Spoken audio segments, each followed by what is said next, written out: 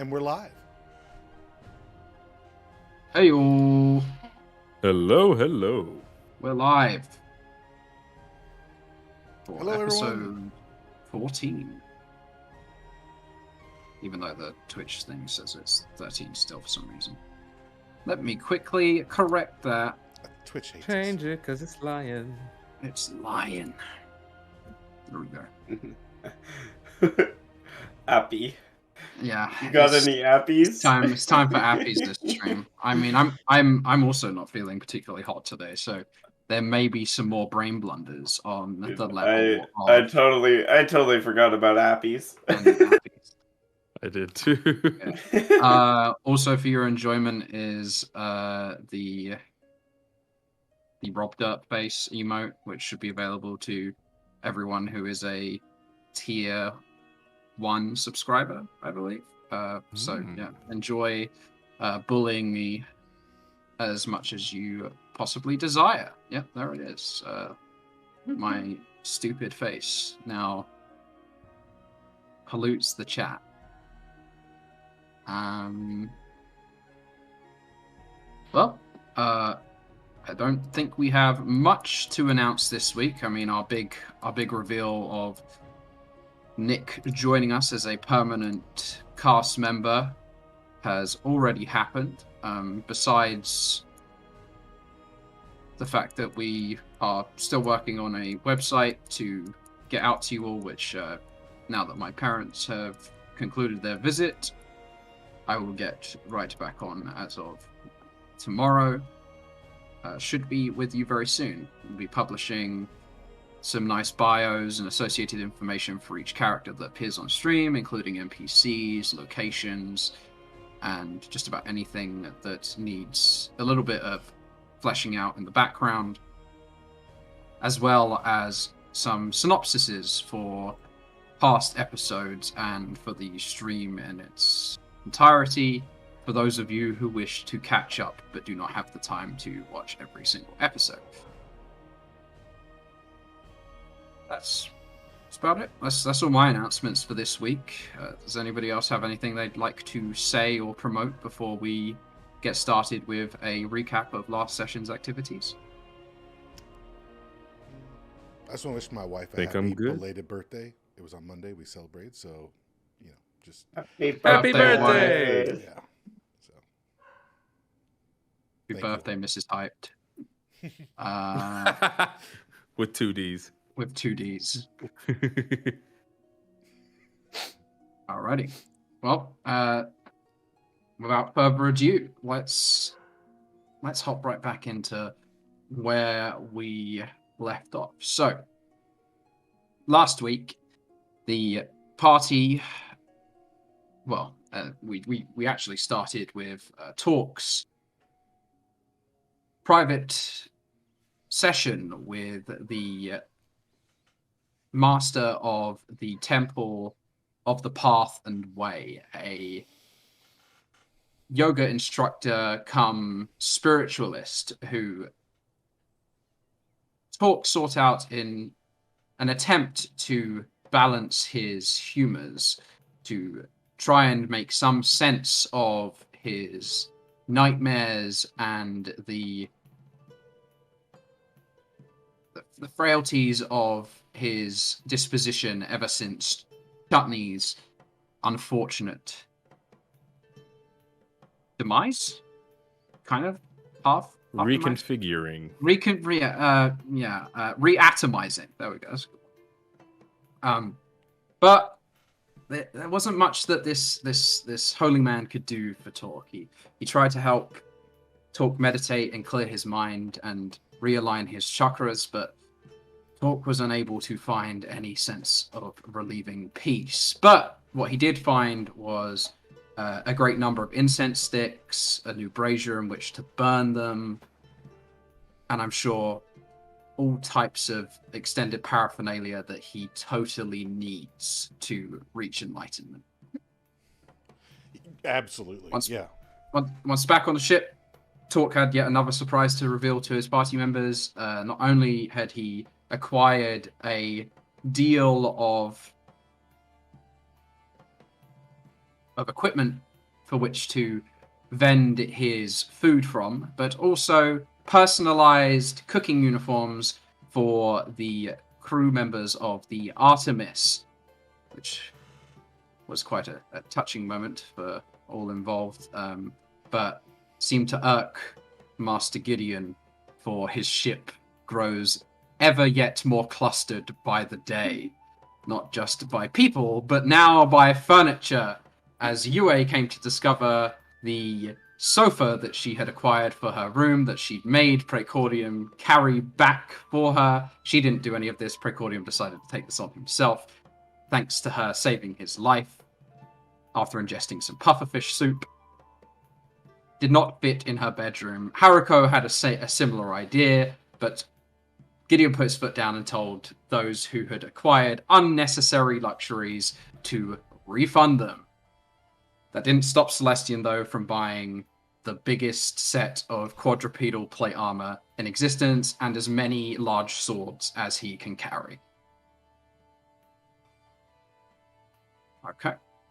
Well, in anticipation of the next day, which is today, and Volo's visit, the party started their mise en place, Haruko and Talk, getting everything prepared for later. But in the morning, none other than Chef Duncan Pearson came calling with tickets to the main stage, a Carnival of Wonders that is taking place at the Royal Theatrical Company. He was charming as usual and totally didn't get on anybody's nerves. He did, though, pay for your entrance to the fun and games section of the carnival, just outside in a field backing onto the main theatre itself, where the party enjoyed a fair few parlor games and even bought themselves some knickknacks and souvenirs. And notably, Yue is now the proud owner of a flying snake. Praecordium now has a spooky new mask, and Torque has an egg. I thought Torque wanted me to keep the egg in my room. We have the egg, and then I don't have a vase. I got a gold. You did. You got a golden vase, which we haven't really spoken about since. But that was just the amuse-bouche, as Duncan Pearson would like to call it. The main display was none other than the bankrupt cartel's entertainment division, Le Cirque de Glace, de Glace. Sorry, I should the Glace. We're fancy over here. Yeah, thank you. A wondrous performance in a ostensibly decorated and refined operatic theatre that set the tone of a wintry paradise. First to come on stage was our new party member, Belly Pop, who acted as the ringleader for the Cirque de Glace.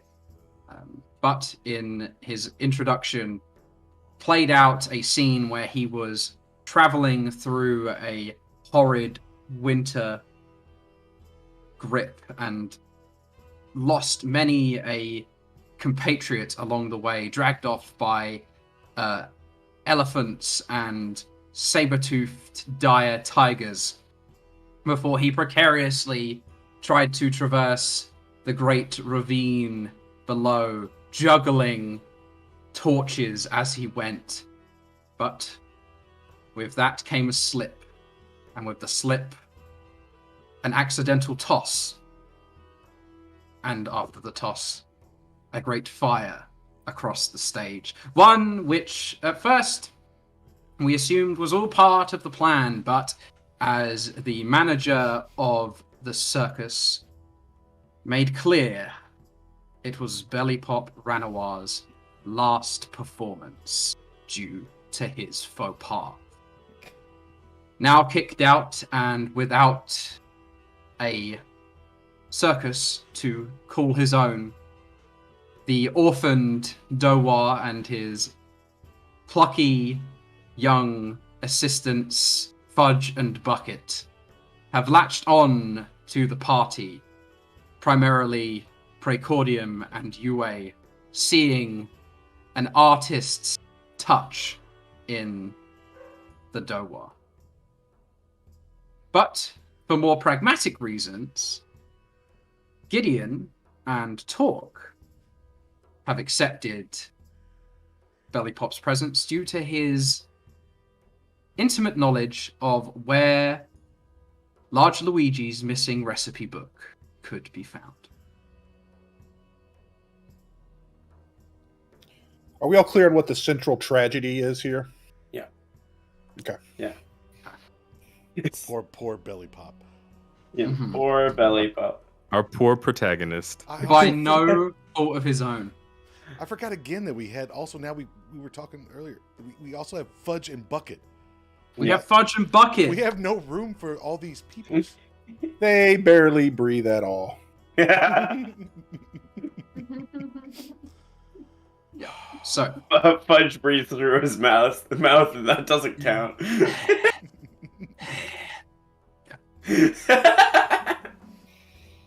that's where we find ourselves, returning to the Artemis with the performing trio, ready potentially to service none other than the famed author Volothamp Gedam and salvage something miraculous from what has been quite the disastrous day, at least for Belly Pop.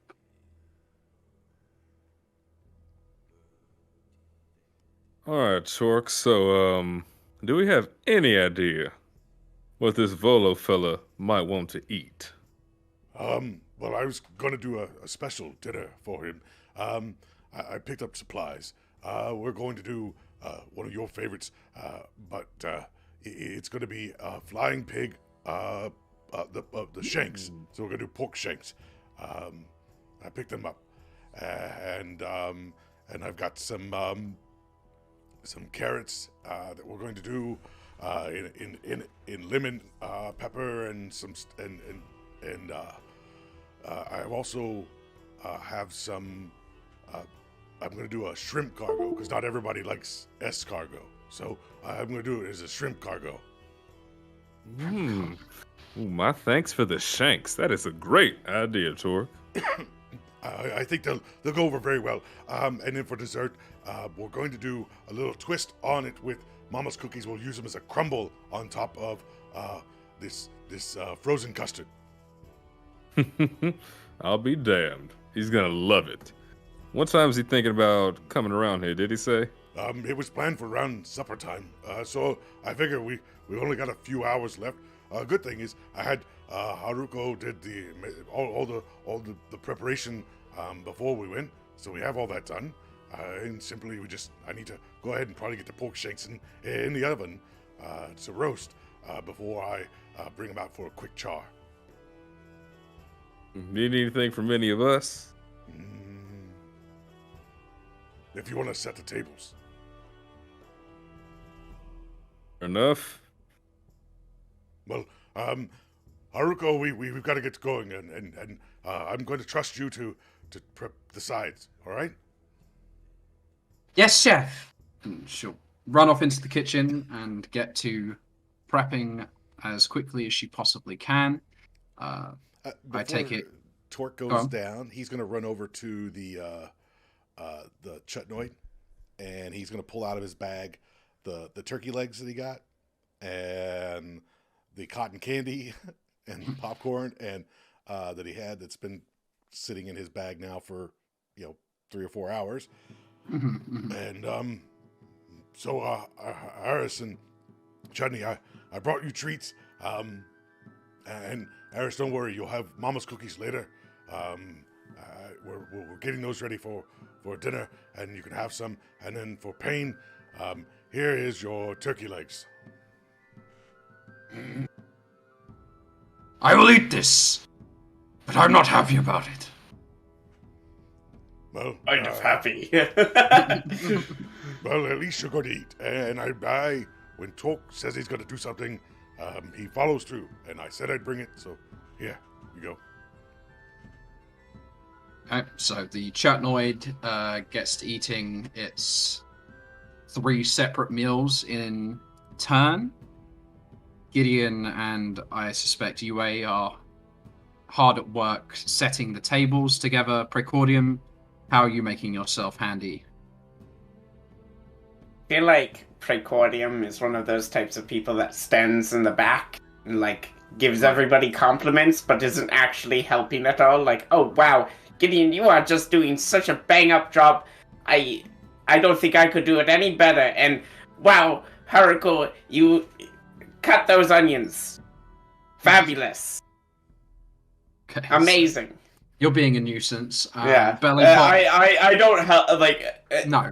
It detracts from Right, yes. progress. But if someone does ask him for aid, he is there. Okay. Belly pop, what are you keeping yourself busy with at the moment? So this is the evening after, right? This is the evening of that same day. Okay. Well, I'm moving in. Yes. So, I'm directing Fudge and Bucket, and as we get to the ship, I will turn to the whoever's standing next to me, doesn't matter who, and yes, just please see me to my room.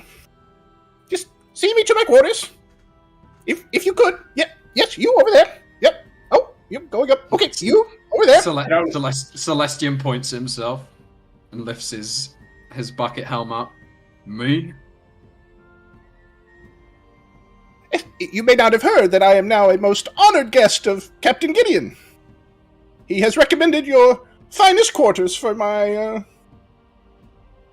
let's call it a short-term stay. And looks you up and down. Can't quite wrap his head around the fact that Gideon has yet let another person aboard. 3 people onto the ship. And puts the bucket helm down, and then you kind of hear a muffled, "Follow me."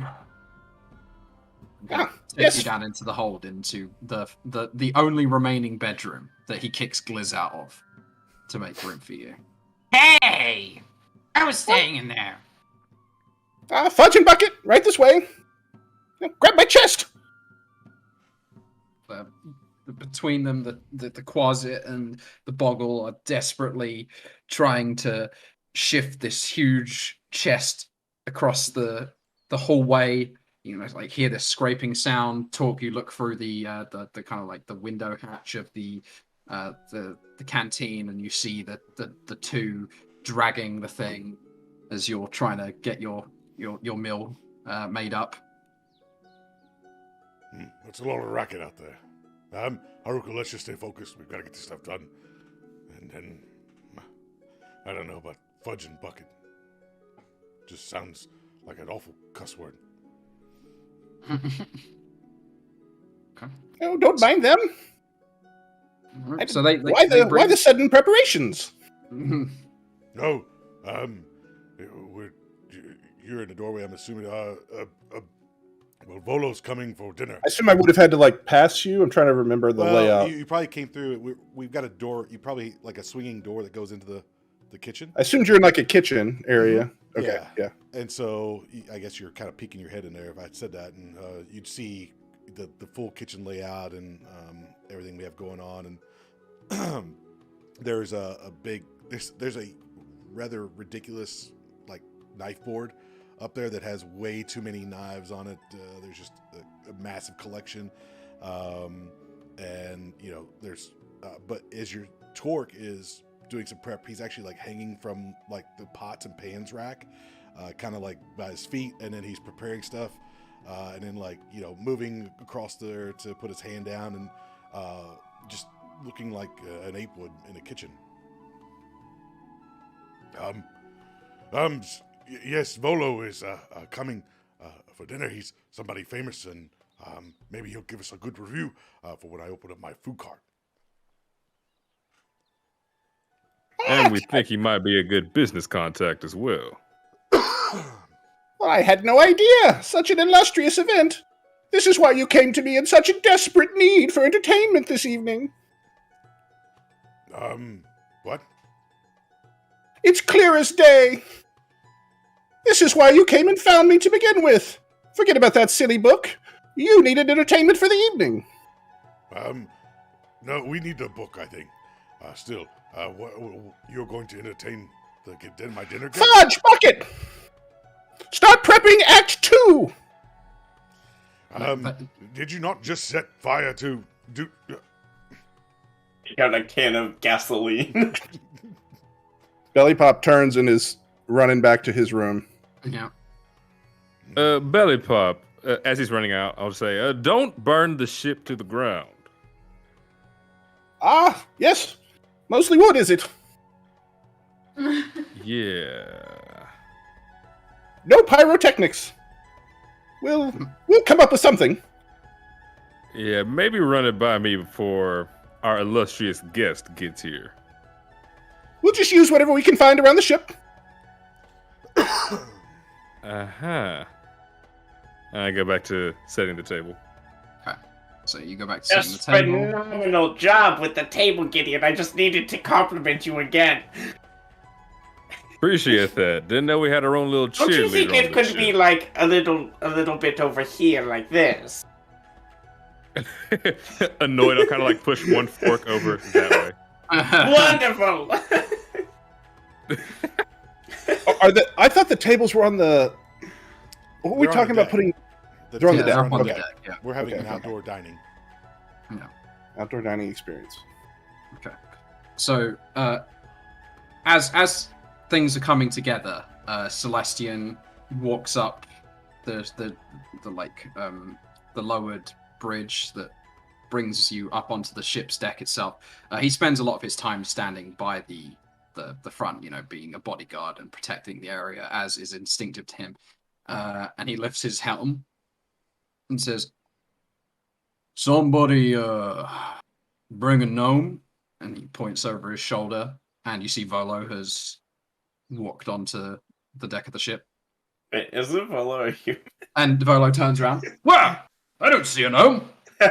He's just short. Yeah, it's just very short. Volo here. And Celestian will cover his face again and then move very briskly away, realizing that he probably just insulted your guest. How you doing there, Volo? Don't mind Celestian. He just got some new armor and he's super excited about it. Can't quite think clearly. Yes, I've been reading books in the Sphere's library. It's those Dracon are something else. I hadn't seen a single one of them until I came to Wild Space. Well, welcome. And right now we're finishing up the last little bit of our dinner preparations, but I trust that you found the place pretty easily. Oh, yes, your instructions were fairly clear. I just had to find my way to the correct dock, and well, there's not many a dragonfly as spectacular as this one, I'm assured. I can see that you have good taste in ships. Good to know. She's quite beautiful, and pats the side of the ship, and then his hand goes through a section of the railing that is still damaged from the It's like there was paper mache there. Yeah. D&D Bondo. Sorry. We're in the middle of repairing a few things around here, so if you wouldn't mind following me, and I'm going to intentionally lead him the direction that doesn't have the torque-sized hole in the wall or in the door. Right. Okay. So you're going to lead him to what? Fix that by now. yeah. So you ain't passionate a little bit. So you bring him over to the table that you had set with his place at it. There's a little booster seat for him, and he'll sit down. Oh, how rustic! Yes. Don't know what I was expecting, but this is quite unique. Okay. He looks over at the mast on the deck. What What's that? That is a guest of ours. We refer to him as Chutnoid. Wave if you don't mind, Chutney. Hello! And he like raises a hand from beneath the bound ropes that tie him to the mast of the ship. Hello. Oh, now it sounds quite different. It almost sounds like a woman. Just try not to pay much attention. Oh, Yeah. Do you mind? I take a look. Do you mind if I come look at you? I'll bite your hands off. Yes, and I don't think that would be advisable. Yeah, no, they are hangry. They just can't wait to try the food. At some point, I'd love to document its anatomy. Maybe get a drawing. Maybe from a distance. Yes. He'll pull out a journal and a quill and start noting down details about the Chutnoid. Very interested. But before he's even finished, Yue taps him on the shoulder and passes him a scroll. Oh, what's this? Is this the menu? No, it's a fully drawn rendition of Chapman. Oh, wow. It's already been done. The Consider it yours. craftsmanship on this piece is quite astounding. I would have accentuated the pincers and made them a bit bigger, for perspective purposes. Gideon, we forgot the menus. There's only one item on the menu. Oh, Meat. Back on the menu. Well, perfect. So, Yue and Prey, if you don't mind entertaining our guest, I'm gonna see how the preparations and entertainment are going along. yes. I hope you enjoy the way we placed your plate right in the middle of the table, so you would be the center of attention. Can I bring it closer? No, you can't. It has to be right here. So- I start tug of warring with him, trying. Yeah, and when he releases it, he'll take out his book and kind of angrily scribble something down. Yue pulls Praetorium away a little bit, passing him on the shoulder to slowly sit down. Was told I was in charge of the table design, and then Gideon came over and took over, and it's been on my mind this whole night. Thought you were in charge of standing in the corner and just applauding. I mean that I wouldn't too, have known the but difference. still hurts my feelings. So there's a very awkward silence at the dining table while Gideon heads beneath to check on both Talk and Belly Pop's activities. The music. I can sing if you so wish. You sing, I play? Yes, well, here's a good one. One from I don't know if you've ever been, but this is from the Tribor Trail. It's called Goblins Stab and Goblins Bite. I'll try to keep up. Okay, and he starts singing a ballad about how goblins stab and goblins bite, and goblins kill and fight all night, and just like awful types of horrible things that goblins say about themselves. It gets quite profane. Things I probably Do we hear Gliz down below joining? Yeah, Gliz comes up with his cane swinging and hits a terrible pitchy harmony that ruins the entire song. Just a sewer goblin baby. It's an awful racket coming from upstairs between Volo and Gliz. Yue is wincing whilst trying to play her. Guzan. What do you have? Guzan? Yeah, a Chinese stringed instrument that you pluck at. For those of you who aren't familiar. Okay, but yeah, beneath the deck, there is some sanctuary, at least a barrier between those beneath and the noise. What are you up to downstairs, Gideon? Probably at first go check on Torque. Okay. how's it going, Torque? You ready?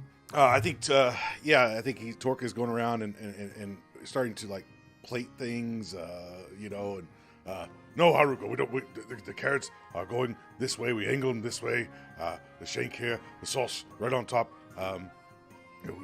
like this. Okay, so not big squirt, but ziggy zag squirts. Yes. No, we don't. Yes. No. Not just plopping it on. It's very confusing. Well, pretend like you're doing your knife. Like you know how you slice through the air with your knife. Yes. Quickly with that. You want me to plop here, and you want me to zig here, and you want me to zag there. Are you complaining about working in the kitchen? No, chef. No, not at all. You will be a great chef, Haruko. Just listen to talk, all right? Okay. She settles down from about. She looked like she was about to cry, but you grab her by her shoulders and shake her out of her funk. Gideon, I didn't even see you come in. Yeah, it seems as though things are going swimmingly down here. Our esteemed guest is here now, so whenever you're ready to present the food, by all means. Certainly. What about the little bird guy thingy? Yeah, I'm gonna check and see what he's up to. All right. Maybe he should be performing when I bring out the food. Or should we bring the food out just in case the performance goes aflame? Good choice of words right there.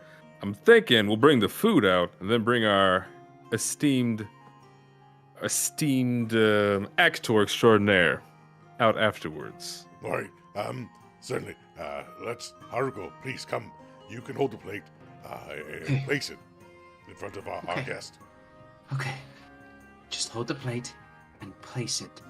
Don't throw the plate. Don't drop the plate. Don't even think about dropping the plate. I'm thinking about dropping the plate. Do I need to take it? No. I can do it, chef. And she'll whisk the plate up and balances it very effortlessly on her hand. Like, even though she is a ball of nerves, she's clearly very dexterous, and she glides up the stairs with total grace. And she will place the plate down right in the middle of the table on top of the plate that Precordium has presented. Haruko, can you pull that forward for our guest? Yes. And she'll start to pull it across and watch Precordium as she does it. Yue's gripping Precorium's fingers. Blue shoe finger hold. He can't move. She'll give you the skadoosh if you do. Our honored guest. We've prepared for you a flying pig pork shank in braised with its own juices and a white wine and seasoned to perfection, as well as heirloom carrots with lemon pepper and a little bit of rosemary on them. And we will have dessert for you, and a special preparation of the cookies and a crumble with a custard. But first, I'd like for you to enjoy and let me know how much you love it. So, I'm guessing, Talk, that you are using your my chef feet to make this as delicious as possible. So, Yes. I mean, did we ask Volo if he had dietary restrictions? no, we did No, this is not. He's come to our restaurant. He will die of an allergic reaction if he respects us at all. Okay. There's a terrible allergy to cookies. Yeah. Yeah, we have to start cutting them down. We're gonna have to start figuring out everyone's allergies. Gideon's allergic to peanuts, isn't he? So, and fish. So yes. It even carries over to my character. Just need chicken. That's what we're gonna have tomorrow on the ship. We just need a drop of salt water, and I'm out of the game. But we don't know if it has to be seawater or water with salt added to it. So that is a fun experiment that we can play with Precordium. You thought he was blue now. I mean, just bless him, he'll be fine. I mean, we know he's allergic cat's to bless. pufferfish. I mean, it makes sense because pufferfish, historically the poisonous ones are from the sea. So So there you go. It wasn't the pufferfish's poison, it was the seawater that got into the chowder. Okay, so Volo starts to kind of dice up his food and arrange a bite, place it in his mouth, and I'm sure He cuts the whole meal first. yeah, of He course. cuts it all into pieces first. He rations it, right? Like he takes all the different bits, cuts them into pieces, and then places them all like perfectly on top of one another. Very, very, OCD of him. And then he takes a bite of what is now probably a very cold dish. He'll chew it for way too long. It's egregious. You see why now he is such a small man. Probably did not eat enough in his youth. And at the end of it, he nods. Oh, it's quite good, quite imaginative, yes. It's something in there that I've never tasted before. What is that? That's called flavor. Oh! Very good of you, Mr. Tor. I didn't realize that this meal came with a performance as well. Ugh. I do love a meal with a show. Speaking of, as soon as I left Torque, I would have gone over and checked on Belly Pop. Okay. Yeah, we're rehearsing in our room. All right, Belly Pop. So, our esteemed guest is here. Are you ready to do a song or two? Well, more of an act, really. And this is all on short notice. I mean, you only hired me a few hours ago. True. I didn't know who you were a few hours ago. Well, that's on you and not me. I am Sphere's renowned, as I told you. I don't even know who you are. Fudge All right, bucket, so- it's time. Belly Pop will come out holding a hula hoop, and Fudge and Bucket. One of them is has like a little like stuffed elephant nose, like with a mask like attached to their face, and then these same thing floppy ears. And the other has and the closet has a little like tiger stripe bodysuit on. Now, with your act, our esteemed guest isn't going to be hurt or anything. Right? We are professionals, Mr. Gideon. The stage is yours. Can I run by the kitchen real quick? Maybe Yep, like you can- I kind of want Gideon to sort of head upstairs. I'm gonna run by the kitchen real quick, like as he's Yeah, I'll head on out to the tables. would like to grab a bottle of liquor. Oh God. Oh no. There's probably Okay. definitely cooking wine. Mm-hmm. Okay, whatever Looks like it'll work. Flammable. Yeah. Precisely what he was told not to do. Perfect. And we'll. I don't know what the setup. Can I get on a table? Is that my? There would be a spare table because Talk got multiple tables, right? Multiple- but yeah, only one of them is being used by Volo at the moment. Yeah. So we'll set up on the table, and they're behind me. I'm in the front, and I've got the hula hoop. And I'll go. Esteemed guest, Mr. Was it Volo? YOLO. Volo. Volo. Yes, Volo. Oh, very good. Volo Tham. Yes. Esteemed guest of Captain Gideon on the luxurious. It's Artemis. Is that what you call it? Artemis? Artemis. The luxurious Artemis. We would like to present you with a small show with your dinner. Wonderful. And then he'll pop open the bottle of liquor and douse the hula hoop in it. God bless. As well as the table beneath him. Yeah. And there's got to be a candle or something. So I'll light it real quick. Okay, you set the hula hoop on fire. And then we'll start into my bit. And the bit is just going to be Belly Pop spinning with the flaming hula hoop. Okay. And Fudge and Bucket, like, haphazardly hopping through it as he spins.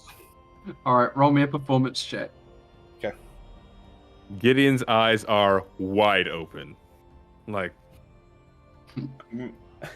Never gonna has hold this my much action. anxiety been felt before. I'm gonna hold my action to shoot a ray of frost at this hula hoop if it starts flying towards anything other than the penguin. Okay. Give him the old razzle dazzle, razzle dazzle.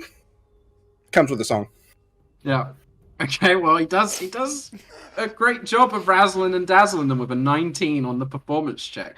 The hula hoop almost like starts to spark and meld into one continuous fiery ring as it spins faster and faster. And despite their kind of hilarious and dopey looking attempts, both Fudge and Bucket impeccably start to leap through the hoop as Belly Pop kind of spins and lets go of the hula hoop and then brings it back down and puts it vertical for them to hop through. And to finish, we'll hurl the hula hoop off the ship. Yeah. In some random direction. Just wherever. Yeah. Do we see another ship go up in flames? Well, I think we have a held action from Precordium to attempt to stop it. Try to put it out. Okay, roll me an attack roll, please. Okay. See if you hit the stray flaming hula hoop that has been sent out into a part of the dock. That is a 24 to hit. It's the AC of a flaming hula hoop. That's flying through the air. That definitely does it. And with your 1 cold damage, you extinguish the hoop and encrust it with rime, but then you hear a yelp. Oh! Ow! The hell? Ta-da!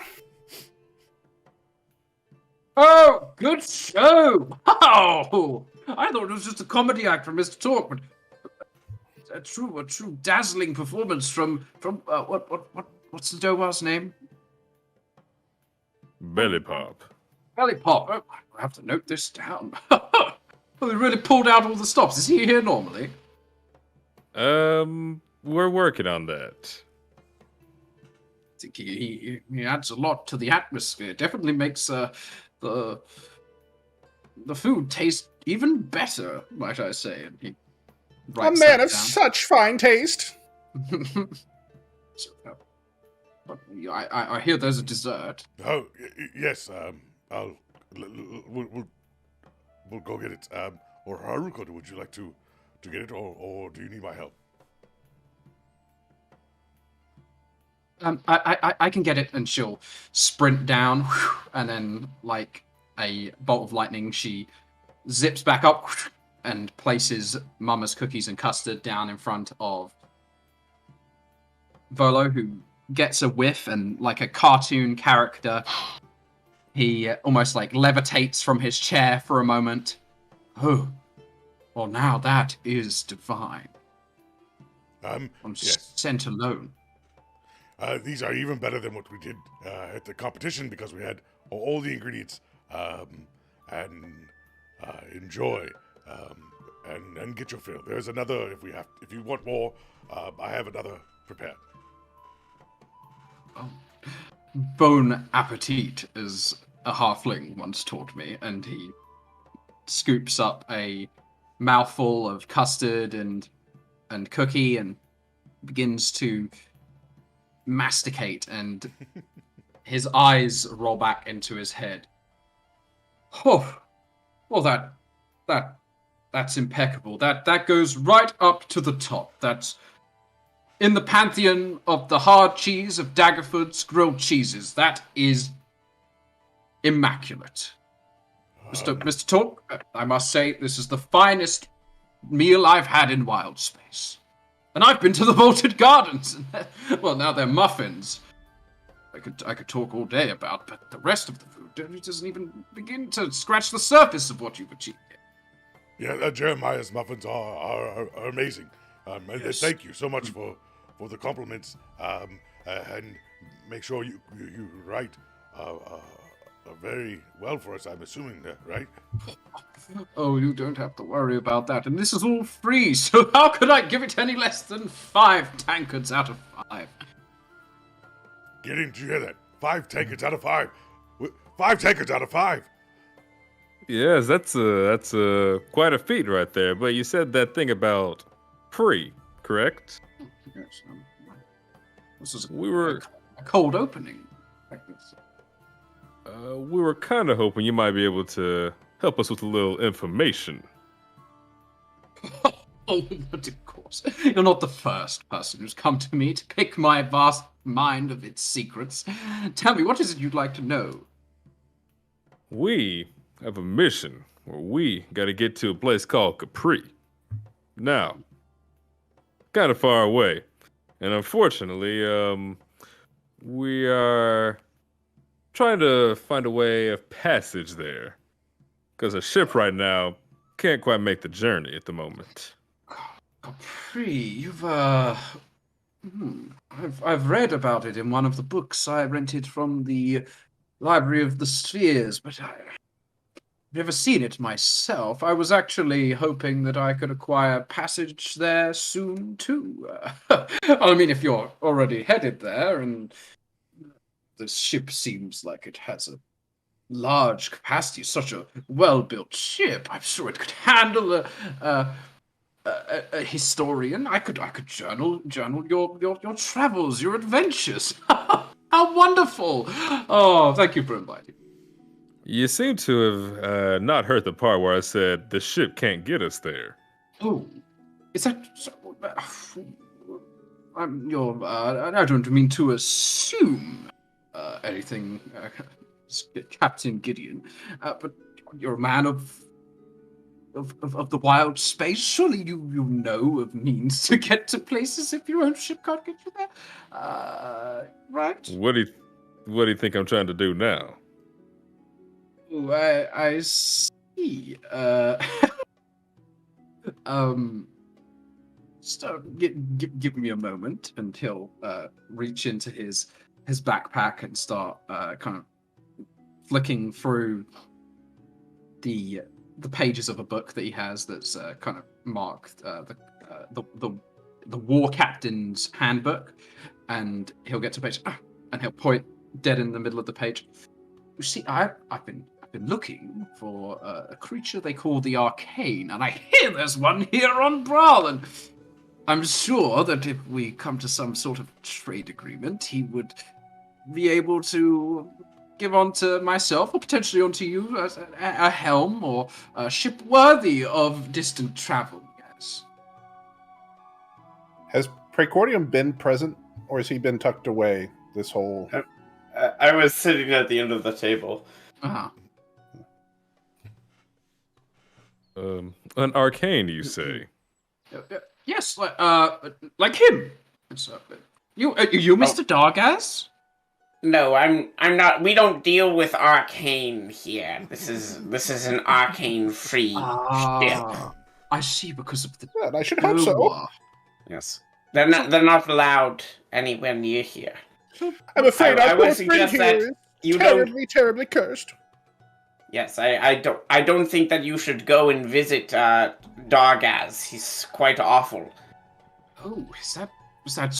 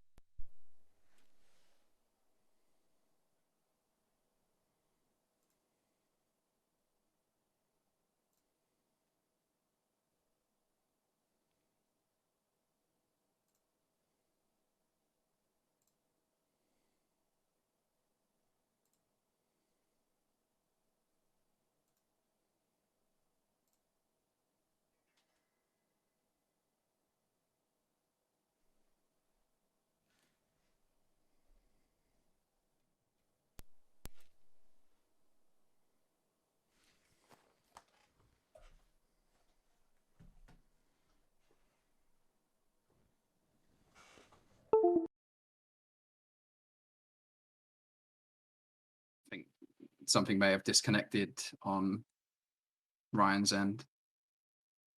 Might be like How a about now? physical Better? issue. I think it's there now. Can we Check, be check. heard? There we go. Woo! Got it all back online. All right. Yay. The gremlins have been kicked out of the bucket. So yeah, we were saying, Captain Gideon, you were responding to. Oh, we're frozen again. It seems. There we go. Okay. But yeah, Gideon, he was saying, well, if you think that an arcane will know of a way to get to Capri, we will keep our eyes and ears open, as will you. And then we might decide to take you on the ship, if you can find a lead. Is that all? You got a few thousand gold laying around? No, I'm kidding, of course. Of course. I mean, obviously, I have a great deal of money. I'm a famous author who sells best-selling books all over Torrell. Well, isn't that just a treat? Yes. But, you see, it's all locked up in banks on Torrell currently, so I'd have to go back there and get it. And that's an awfully arduous process that nobody wishes to undertake. I was hoping to set off some off-planet accounts. Can I do an insight check on him? Yeah, go for it. Ah. That is, oh my gosh. That That would is be a big fat nat one. natural. Bop, bop, bop, bop. So Okay. I actually think it. Yeah, so he is. Yeah, I mean, he talks all fancy like. He writes all the time. He wears silly clothes. He has to be a successful author. I see. Was Well, it- you are a good person to know then. Obviously a person of high esteem. Yes, and great knowledge as well. I see. So how about we put that knowledge to the test? If you can find that arcane and give us a lead of a ship that can get us to Capri, we'll be in business. Your wish is my command, Captain Gideon. I cannot wait to visit the aquatic world of Capri with you all. I will set out this very evening and return to you in the morning with the news. I'm sure I'll be able to locate this dark ass and acquire the knowledge necessary. Perfect. He'll hop up and strut his way off the ship. What is there a bounty for an arcane? I'm. What? No. What was? No. Okay. No. So Volo believes that from the book he read that in order to acquire what is necessary to get to Capri, he has to find an arcane. Oh. Gideon, we aren't going to actually listen to this dog-ass's advice, will we? Well, we can listen to counsel and see if any of his advice is helpful. But he's a filthy arcane. Don't you agree, Dowar? My name is Betty Pop. I'm just I'm so trying much to... lower than a Doar. Alright. Come on, Belly Pop, get on this train with me. We don't want any arcane dealing, do we? Well, not unless it's to cure the awful curse that's been placed upon you. Oh, but only the skills of the Supreme Dowar, the arch nemesis of the arcane, might hopefully cure me. Yes. That is why we have you here, Sir Brave Belly Pop. My poor sick child. Are you under the impression I am a doctor? Because I am! Yes, there we go. I knew it. You look just like one. It sounds like you're entrusting your treatment to me. Oh, as always. But in any case, do you have any ideas? Because I really don't want to listen to whatever this arcane has to say. Well, I didn't want to interrupt, but... Volo's left at this point? Yeah, he's gone. Okay. But I do know of perhaps a place. Why, whenever the cartel is in port, really anywhere, they're always leaving ships and picking up more ships and trading. And if I'm not mistaken, we left an older freighter type of vessel in the Laren spaceport. I believe it was to be junked. And does the ship work? Well, it got here, didn't it? Well, there. That would have been nice to know a while back ago. Well, we've only known each other a few hours. But of course. So you're saying, if we're able to go to the Laram spaceport, go to this ship, it's for anyone in the taking? Well, I'm sure in such a vast spaceport, no one would notice a minor vacancy of a unimportant ship that was to be scrapped. Like a freebie. Sure, no victims, certainly. Aside from whoever they sold it to, but what is one victim? Could I do maybe a history check to see if I could recall if like a freighter would be able to make the trip to Capri? Yeah, you can roll me a tinkerer's tool check using your intelligence. Oh. That's the tool you use, and the knowledge of Spelljammers itself. Magical tinkering.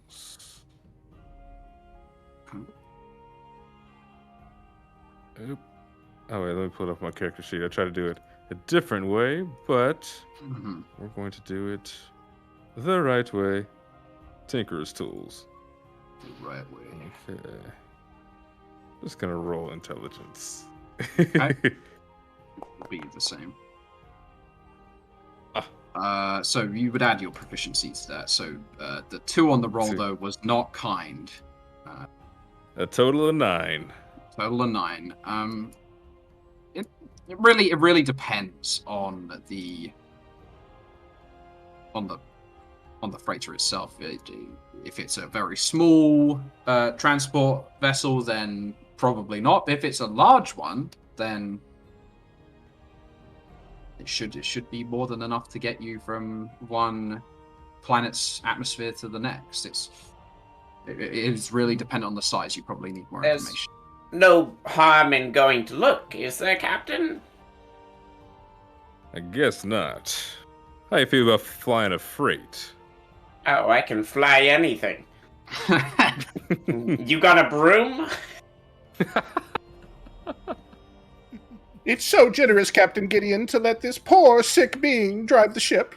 Yes, I am so sickly. Look how long my fingers are. Oh, disgusting. Okay. You gonna fly that ship to the Laren spaceport now, or are you gonna wait until the morning? What time is it at this point? It's around 7 in the evening, but it only takes about dark. Yeah, exactly. Like for you, for your body clock, it's around 7, but it's only around 2 hours to fly to the Laren spaceport. Oh. Also, we can be gone before Volo gets back. Exactly. I'll look to the crew and say, how do we feel about a little adventure over to Laram again? Well, last time it was a little sketchy, but what'd you say? Were we not to wait for Volo? Not necessarily. I mean, he knows that business can take precedence, so every now and then you just gotta go. Celestian will raise the front of his helmet and speak up for the first time in about an hour. No trust gnome. He ain't right. I don't think he was a gnome. He's just a little bit short. He looked like gnome. He did. And he definitely has some money though, stashed away. Yeah, didn't definitely really does. Okay, so Precordium goes and sits down in his in his chair. It hasn't been more than 24 hours since you last flew the thing, so you should be still attuned to it, meaning that you can just sit your keister down in and take off immediately. You lose attunement if you haven't done it for more than 24 hours? Like with any magic item, right? If you are more than a certain distance away from it for a 24-hour period, you lose attunement. So it works the same way as a regular magic item. So yeah.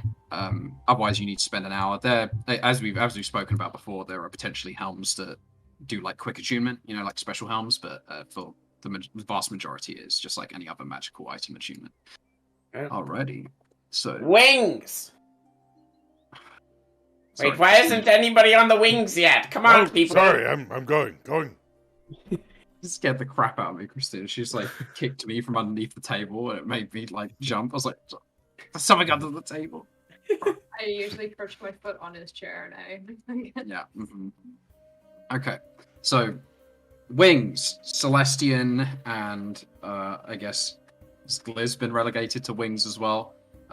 Start to manipulate the Dragonfly's wings as got like 8 NPCs. Exactly. Someone can hop Someone on is them. doing the job.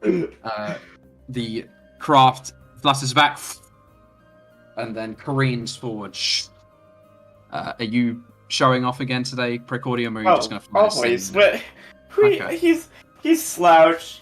He's got like fuzzy dice hanging in front of him. He's ready to go. He's doing barrel rolls and shit as he gets up into the. Roll me a spelljamming check by rolling a charisma check with proficiency. Okay. Let's see how this goes. Charisma check with proficiency. I'll just roll a saving throw then. Mm-hmm. Okay, so that's 20. a 20. So instead of fluttering the ship up and back and forwards as he normally does, Precordium shifts it back and then does a loop-de-loop and corkscrews out of it before flying and like very narrowly escaping a stray asteroid that is just in front of the rocket prop. I meant to get that close. Okay. So as you approach the surface of Saluna, once again the surface looks as though it is barren and free of any city, but then you fly through the illusory barrier that protects the surface of the Leyran spaceport from sight, and Bellypop can accurately pinpoint the part of the Leyran spaceport where he believes the scrapyard is located. It's that part. Okay, so oh wow! Yeah. He points Look at you to that, the there's very a big sign and everything. Wait a minute, are there glowing sticks in somebody's hand around there? No. So as you get progressively like further and further out from the epicenter of the Leyran spaceport, it's very much kind of like a concentric planned city. The lighting and the quality of infrastructure gets more and more dilapidated and sparse. So the very edge of the area has farmsteads and these junkyards. So the part that you guys can touch down in is like it's such a wide open area. It's kind of like a big kind of like dirt trail in the middle of the desert that you can park the ship anywhere without any issue. That's a moon farm. Moo. Moon cow. Moon cow. There you go.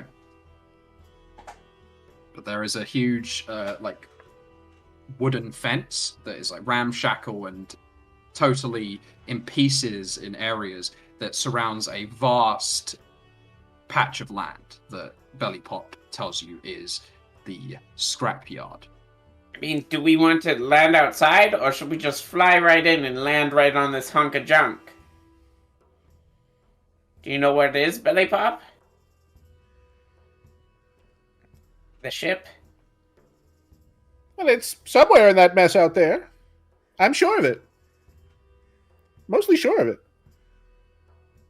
So, Captain, do you want to just fly above and look for it, or should I head inside and pretend to be the person here to pick it up. Let's Maybe do Dylan might be interested in purchasing a new Spelljammer. Yeah, let's do a quick once around, see if we can see it in there, and then if we do see it, then we might have to call on Dylan. Right. I'll take her around. So you do a couple of strafing runs over the scrapyard, looking for the freighter that Belly Pop says was left here.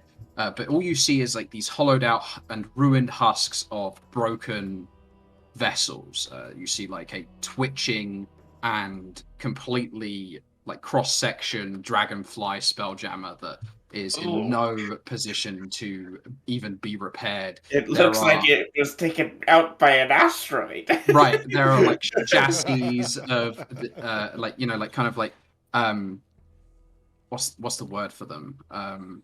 Like bodies of like decommissioned lightning Dinosaur. rails. And okay.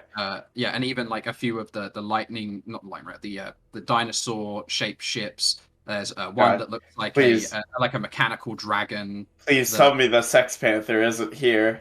No, you don't. You do not see thank any God. panther spelljammers residing in the boneyard. But yeah, I'm so you relieved. you don't spot the ship that you came here for while keeping an eye out.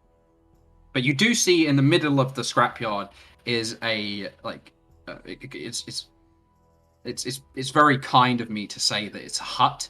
It's more of a shanty hovel that you can see steam or smoke coming out of a chimney on one side.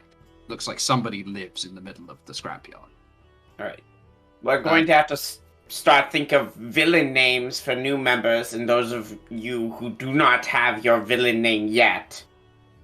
Gideon, I don't think you have yours yet. Have you been, pondering what you would be in your true form as a supervillain? Call me No Diggity. No Diggity. What a good name. What's Gideon backwards? No Diggity. No dig. No. I just added the iggity, okay? That's good. I like that. Okay. Right. So, Belly Pop, what are you thinking? We're coming in here under the pretenses that we are here to pick up the recently deposited bankrupt cartel ship. What's your villain name? Oh, we're doing a bit. Oh yes, always. That's the only thing I know how to do as a sick boy. I think I have just the outfit. Yes, you must live in your imagination. Yes. Yep. Oh, me. Is that Liz or is that Fudge? No, it's me, Gliz. Okay, there's just so many just like tiny gravelly people on our ship. Fudge and Buggy don't talk. Can I? Okay. they haven't spoken a word. Can I come into the junkyard? Okay, yes, but you have to think of a villain name. Right. My name will be Z. Alright, so we got No Diggity Z. And what was yours, Belly Pop? I've been preparing for just this moment. Oh god. Big reveal. I shall be the Darkwing. The Darkwing! There he is! Now, Jesus. Oh, I'm done. I'm done. as my villainous entourage. Oh, Yue, do you want to come down and be villains with us, or what's Yes, going on of with? course. Okay, what's your villain name? Want to play villains? Yeah, we're not playing villains. We are villains. The only thing that would make sense is Tianshi, because if I get caught, he would be translating the word angel into Mandarin. And it would just seem like he's dreaming. I would never be. What? Right? How about like angel? She said tinfoil. Tinfoil, yes. Tinfoil, Yes, big I can buddy. see it. I was going for a coma. We'll get like a cool tinfoil hat for you. You'll look sweet. All right. Speaking of disguises, and Precordium's gonna take out his Dylan mask. Are you all ready? And this like black fiend with like pointed teeth and gnarled horns and ears that come out further than his own. Are you ready to enter the world of Dylan? Bob's ready. Bob is ready. X, stay on ship. Right, X. Good call. No diggity is job. already regretting this. Right. No, he's already regretting this. Tinfoil, Darkwing on me. And I start walking towards the hut, and I put on my Dylan mask as I do. We had time to change our outfits, right? Yeah, you had time to get Okay. in a costume if you wanted to. Yeah, I have a cape. Okay, here's a cape. Okay, yeah. Beautiful. Didn't you I find think that I want to cast a disguise self. Nick Just so I found don't some look anything like Gideon. incredible artwork on the internet of like a like vampire penguin man way back when. We can't use it obviously because it's not our artwork, but if you want an image of a vampire Dowa, please just look up vampire penguin man. It's amazing. Okay, so the party disembarks and heads into the grounds of the scrapyard and approaches the domicile at its center. That is a 17 on your disguise kit check there, Belly Pop. Pretty flamboyant getup. It has to be said. I'm assuming my amazing mask gives me the best disguise, correct, Rob? Oh yeah, you have no one can even see your face. Yeah. Okay, so moving on to the map. First map of the day. So as the map shows, and I'm sure as you can all see. Tinfoil hat. You even this. Tinfoil. Oh my goodness. Okay. You just see her come with tinfoil, and it's just cracking at every edge as she walks. It's just very loud. How did they invent tinfoil? Pork helped her. Yeah. So we're on the dark side of the moon, shrouding most of the scrapyard in incredibly low light, almost total darkness, bar the slight twinkling of the stars overhead.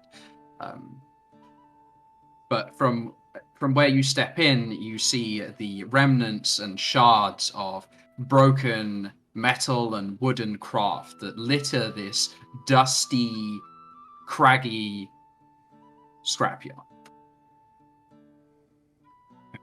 Walk through as you so please at your own discretions. Currently, Yue is holding up a torch. I imagine she casts light on her own My paintbrush. You have dancing lights there if you want to use them. Nick may just pop out around your token if you want to send them anywhere, and you should have control of them. The rest of you can Come struggle on, your way Entourage. through the Let's darkness. pick up the pace. We're professionals here. I'm just waiting for Yue and her lights. Yeah, the Hadozi, unfortunately, does not have dark vision, so he is struggling to get through. You can get rid of them if you want, Nick, if it's just causing you more hassle than doing you any good. There you go. Just leave them behind. Is Belly Pop on his way? There we go. So you progress through. There are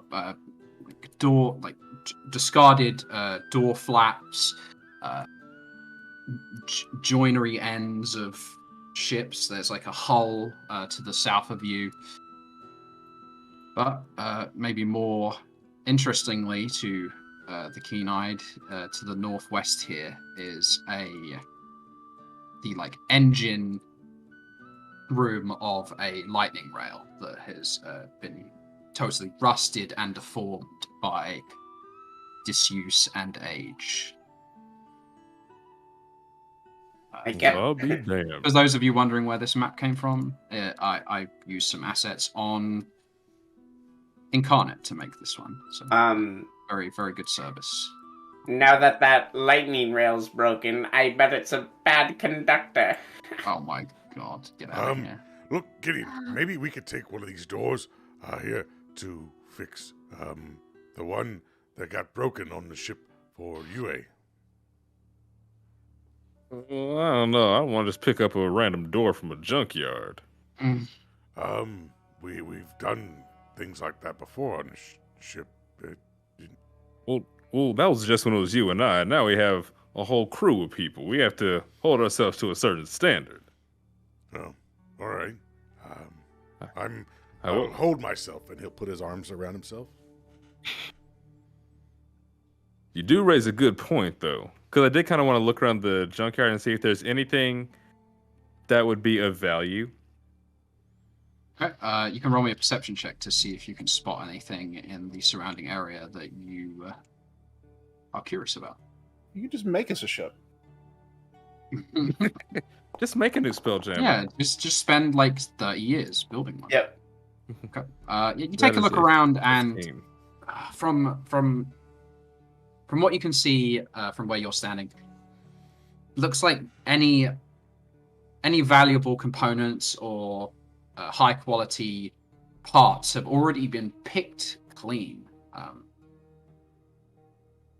Seems like these, amongst the chaos of how this scrapyard has been organized, somebody has been going about gathering what is important. I see. Well, perhaps we should just carry on for now. I have located the hut. You can come back for the door. Okay, so yeah. You walk slightly further forward.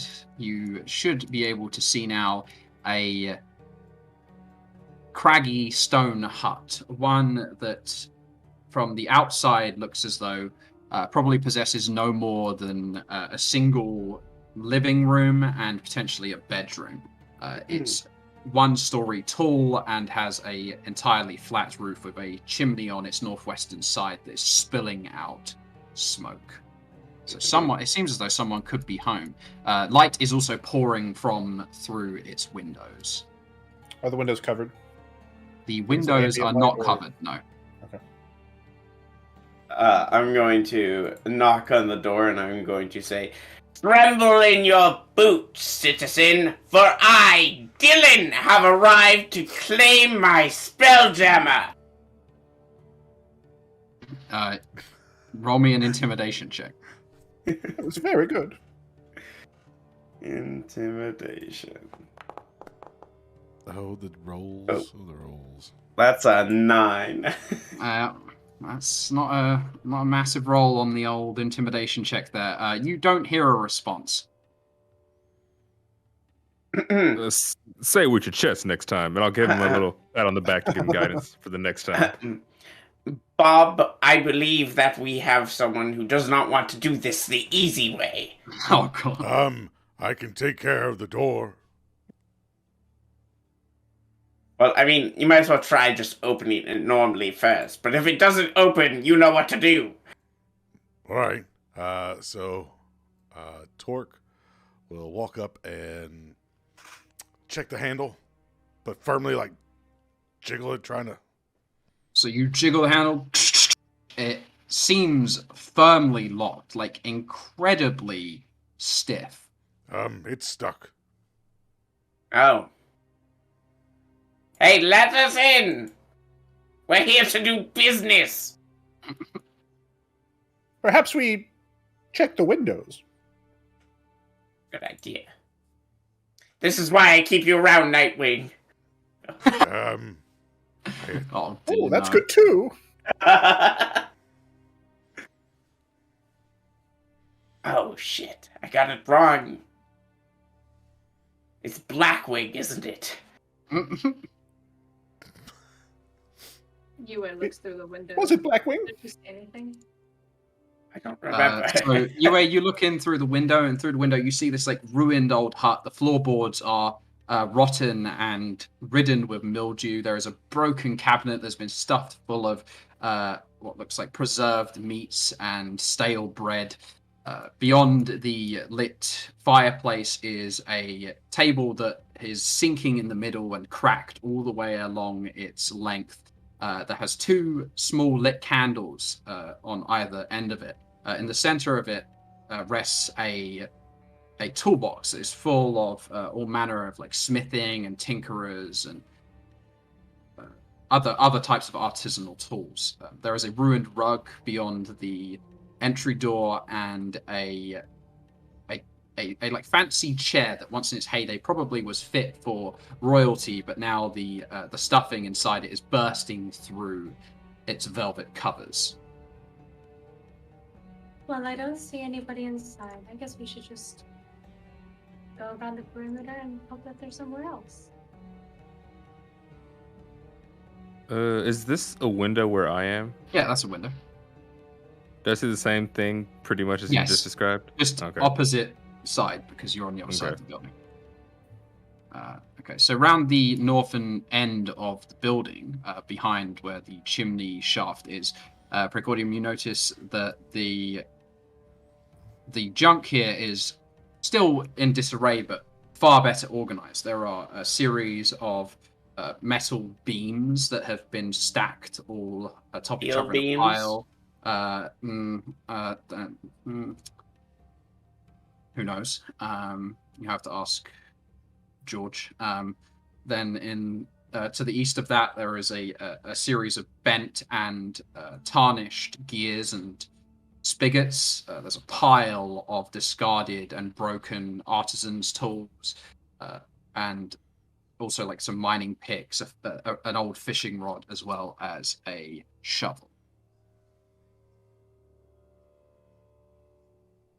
Well, whoever does live here likes to collect knickknacks. And we see any other sign of life, like in the junkyard at all?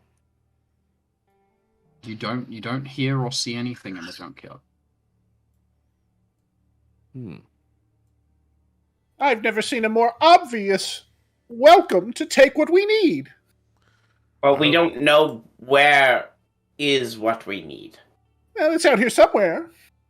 We already flew around and we didn't see it. It was probably just under some junk. It's already So, under it's some junk. junk? I thought it was dropped off like today.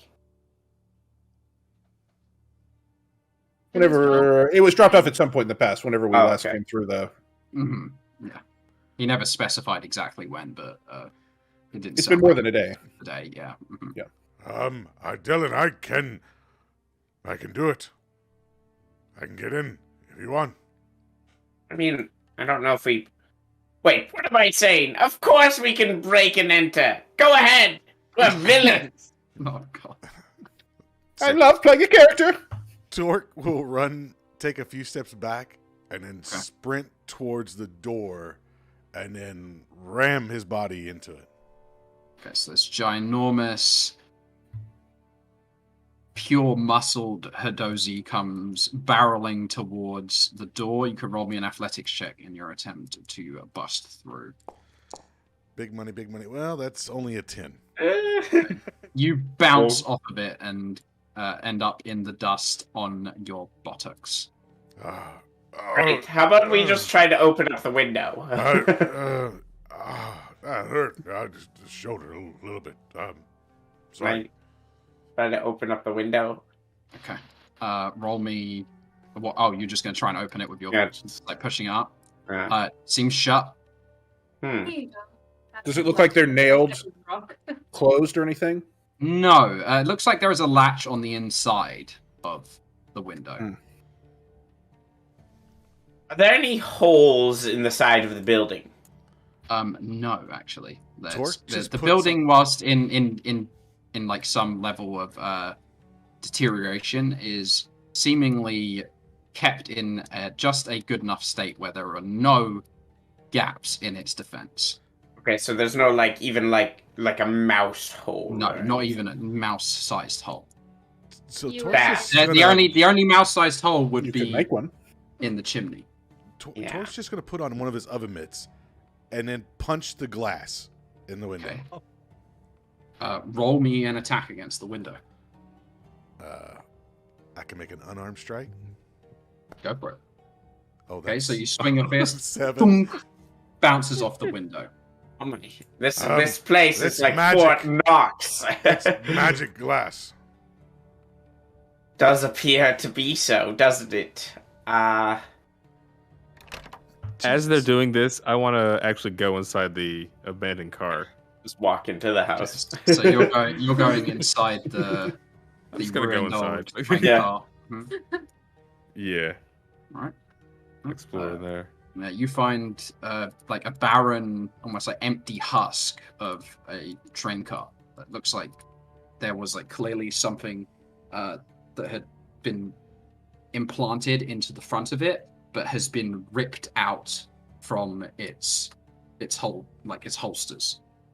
It's all the pipe holes and lines that used to kind of loop through the floor and ceiling. Like laid bare. Anyone home? You don't hear any response inside the train car. If only we had Chutney and his bonds. If only. I'd like to use my racial to cast Detect Thoughts. Okay. You would like to cast Detect Thoughts. So this is you using your Dowa racial ability. Oh, that's a handy one. It's pretty good. Okay. And what would you like to do now that you are reading thoughts? I would like to walk the perimeter of the building and use the latter part of this ability, which lets me detect thinking creatures within 30 feet of me. Okay. So you walk all the way around the building until you reach the opposite side, which only Gideon really kind of glanced past, where there is a broken old piano. And just beyond the broken piano is another window. The window looks into a spoiled old bedroom, one where the frames or the boards on the bottom of the bed have been broken, and the mattress itself is uncovered, soiled, and splaying out. At the other side of the room is a dirty pile of soiled old clothes, like laundry that's just been dropped there and left for years. And you can hear thoughts emanating from that pile of laundry. The surface thoughts are as follows. Oh, Carrie, get me a coffee.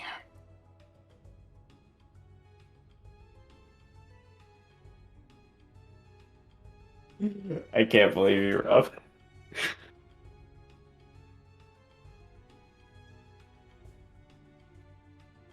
There's definitely someone in here.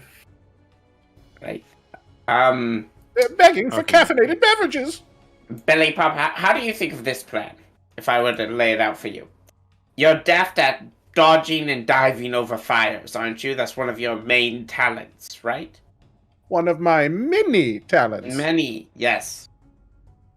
What if I were to be able to make you small enough to fit down the chimney? He's already quite small. You think he could probably fit through the chimney without you needing to reduce him? Oh, really? Yeah. Alright, how about we just throw you down the chimney? Well, what do you think of that? I think it's the best plan I've ever heard. Well, there we have it! The theatrics of it. Yes. Well, Gideon just kind of Darkwing. holds his head. Ugh. Tie my Fly, foot to a rope, Darkwing! lower me down. Fly, Darkwing, fly! Huh! And I'll So flap. you okay? So you're gonna like shove him up onto the roof, and he'll jump down into the. Okay, you jump down into the fireplace. You will take 1d4 fire damage for jumping into an open flame. Okay. I will roll that really quickly. That will be 3 fire damage as your little tail feathers set alight.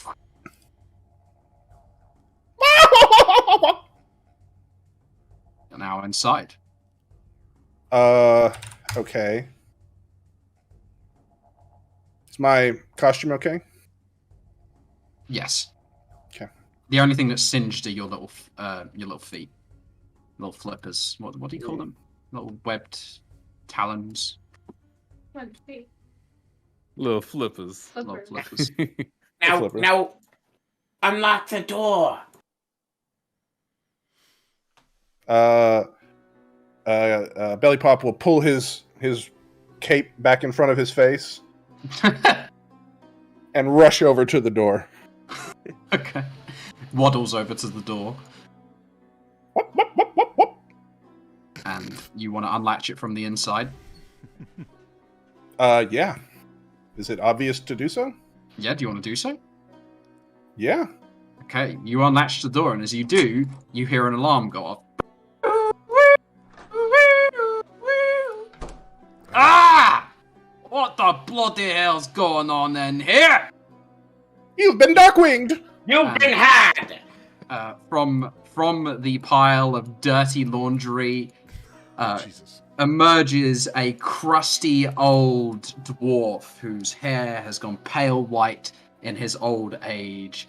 He clearly hasn't been to the barber's in as long as I, and his hair drapes down well beyond the small of his back. But despite his beard being unkempt and its bottom, he has made great efforts to twirl his majestic moustache. He has run out towards you. He's wearing nothing more than like a brown tunic and pajama trousers, and he is like grappling with something, like a huge hunk of like golden brass in one hand, and he's like raising a stump because he lacks the forearm and hand on his right arm, and he's like desperately trying to attach this giant clunking metal that you now see resembles a fist to his elbow. Good thing you wore your brown pants. Who the bloody hell are you? I have a right mind to shock you one. I'm Dylan, and you're going to tell me where my ship is. We had an agreement. What? I didn't remember you. Oh. The agreement you made with the bankrupt cartel, don't you remember? Roll a deception check. He's doing great so far. And I have a guidance, right? You still have the guidance going from Gideon. Okay. That will be a big old 13 plus 3. 16. Nice. Okay, he will roll an insight check to oppose. Oh, yes. Oh, Yes. And I knew it was I don't know you, Dylan, but you're right. You did have an agreement with the bankrupt cartel. I Yes. promise you, I distributed all the parts already. You don't got to worry. No one will be able to find that ship ever. No, we needed the ship to be able to fly it. What? No. You said get rid of it, strip it for parts. That's what you said. Well, that's villain speak for keep it safe until we come back and get it. Where are all these parts? Villain speak. You realm spaces. You speak real funny. I don't get it. Look, it's gone already. What do you mean it's gone already? Where could it have gone? I mean, that's confidential. That's Do you know how much trouble you are in, mister? Do you know who you're dealing with? dealing with? No, I don't. Tell me where those parts went. I can't. Yes, Alright. you can. No, I really can't. You don't understand. Belly Pop will put on his beak blade and run up to him and put it to his Oh neck. God. Alright, roll an intimidation check. Spit it out! There you go. Okay. Yes. Do what he says. He's unhinged. I want to give him the help action. Okay, you can roll with advantage, Belly Pop. So that was a Oh. 12 on the first roll. Let's see the second one. Like 12 again. Isn't that wonderful? I'll cut your fucking throat! Oh, this little shocking knife? I don't think so. All right, look, gentlemen, And fine lady, and you'll kind of nod at Yue. Ah, She rustles. Rich hat. Look, I don't have your parts, but I can get them back. Yes, we're going to get them back right now, together. Wait now, this bit late. Yeah, I was about to go to bed or something. I'm an old man. I can't eat. All right. Well, that's too bad. All right. Should I'll have level thought of with you. that before you scrapped our ship. I'll level with you. All right. As before I can call in any more favors, I gotta do something that I promised I'd do for a business partner. And what kind of something would that be? Oh, yeah. I gotta do some extermination around the scrapyard. I've been putting it off because, I'm just one dwarf. But if I can find some help, maybe I can get it done quicker.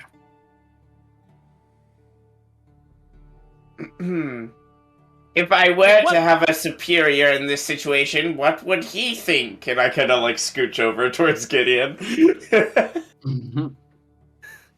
Don't blow it. Name's No Diggity. So, what kind of assistance do you need, sir? I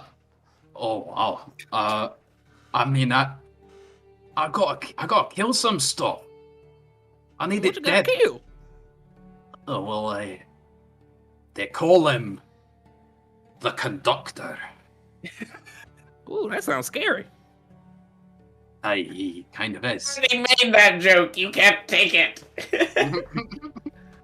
Where's this conductor at? We can have a nice little word and talk to him. No, you see, he doesn't do talking to. He has a reputation here in the lair and spaceport. You see, he's a kind of a lich. Lich? Leech. Like I've what you cooked mean? leeches. Like, if he dies, he'll come back eventually, right? Oh, I know what you're talking about. Right, but this time he's come back and he's kind of, made his home here in my scrapyard, and I need him out. He's causing all kinds of trouble for business. He keeps killing half my customers, and also all my trusty rust monsters are doing all my work for me. So he's on the premises right now. Where exactly, if you want to point in his direction? I mean, I can take you. There's a big cave just over there, past a couple of the toilet seat piles. I'll take you there. I'm sure that we can work something else out between two villains. I'm not. I don't know what you're talking about. I do not engage in any illicit business here. Well, he's a villain. I'm a villain. We'll work something out. You mean you're gonna kill him? Maybe. My powers are very, very strong. All right, good. Let's go. And 1 second, I gotta go get my clothes on. And he'll turn back around and he'll pull out a set of incredibly dusty old plate armor and start to put it on. Can I do a quick history check to see if I know how deadly liches are? You can roll me a religion check to see if you know anything about liches. Oh, religion, you say? All right, skills don't fail me now. Big money, no whammy. If it'll roll, getting there. I'm gonna throw a little guidance on myself just in case. Mm-hmm. Okay, that'll be a 17 plus your guidance. Yeah, dirty 20. Dirty 20. I don't think that's enough. Ah, dang. Yeah, just ever so much too low. Yeah, you don't think you've ever heard of a lich before, but you have heard of the Conductor because you are a Leyronite, right? You're from this city, and you know that every few months, a train jacking occurs. A a terrorist essentially comes and takes control of one of the lightning rails on the tracks and does his best to crash it with as much devastation done to the people inside and surroundings as he possibly can. And they call this terrorist the Conductor.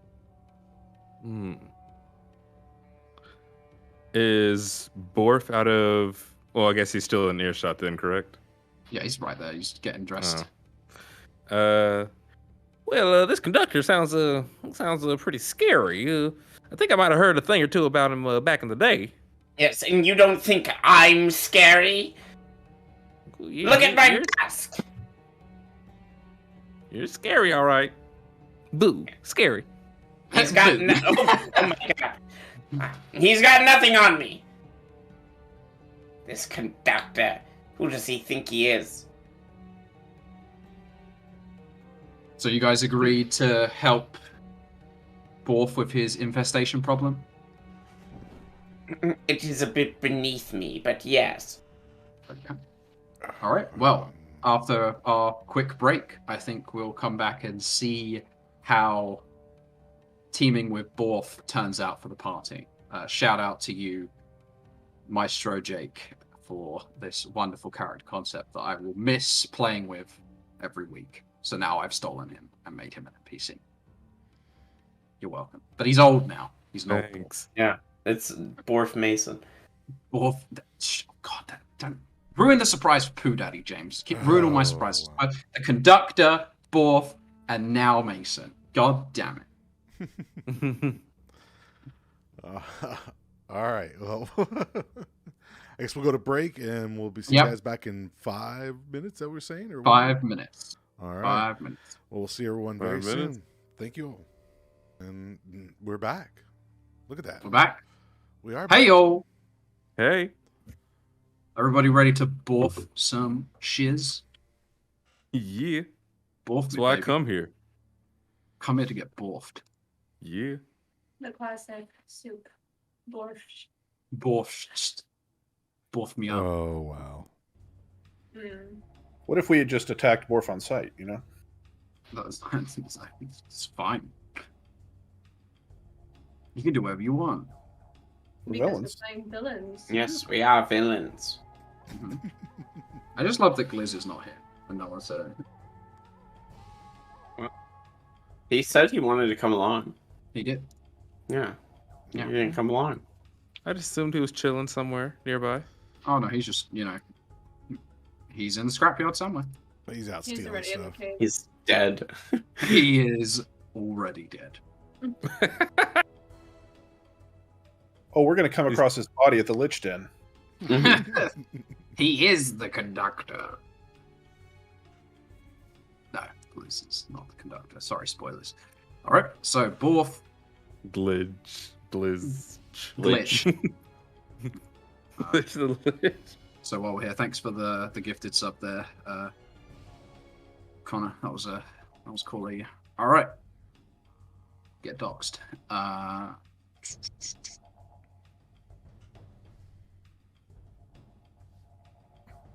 So Oh, look at that. Giant torque token. giant talk token. Oh yeah, you can't see anything because Orkin. there's no light. There you go. Hey. I should be able to see.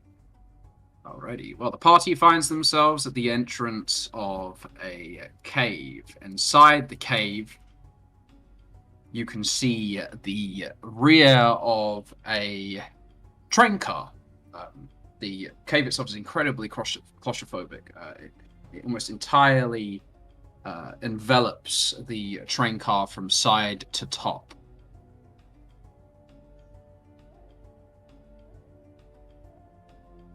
Well, lead on, Captain. Right? You want to tap me on the shoulder and give me that good? Of course, partner. I slap him on the butt. Damn. No. There's some guidance for you. Was that a bit or?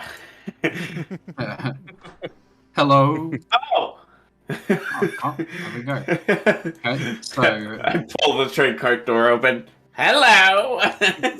so Dylan pulls the train car open to reveal the shattered remnants of a passenger car. The wooden benches that once played host to the peoples of Nushan now has become a den of depravity and vile consumption. Haggard, grey-skinned humanoids with glowing blue eyes and gnarly talon-like nails at the ends of their fingers punch up and look towards the light that now spills into their abode and hiss. We come in peace. They do not. I know. Wait a minute. All right. Time to get the battle fest going. What? You'll see. Oh, you'll see. This. I thought we were just going to talk to him. I did too. Good luck with that. All right, give me a second. Ooh, I'm trying to not find doing great on these rolls. my battle music playlist, but can't seem to see it.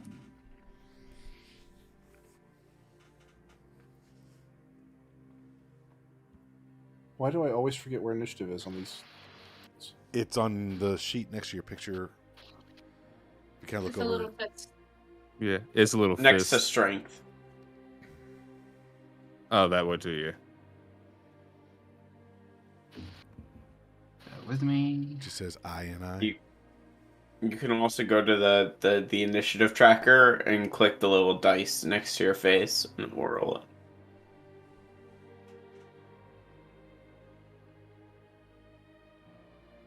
All right, the big hitters we got up at the top. All right. Why is it How dare you? this is my best roll and any other time is I'm a just damage build. ones and Damage field. Power gamer. Let's go. So there are 4 of these fine, esteemed gentlemen, but Yue Yeah. is first to move. Take it away, I Christina. cast guidance and I put it on. You cast guidance. Yes. No, I'm kidding. Okay. I cast blood. I just love. Just saying. Okay, so what are you doing? I'm casting blood. Okay, casting bless. Who are you casting bless on? I'm casting bless on. And What's Gideon? and Gideon. So Talk, Belly Pop, and Gideon are now going to be blessed. Thanks, lady. Blessed. Ooh. You got a fancy schmancy cleric with you. But they are an evil cleric. Clearly. Alright, so that ends your turn, Yue? Yes. Okay, Belly Pop, you're up next. Can I see the? I guess without moving, I need to move to see what's in here. Yeah.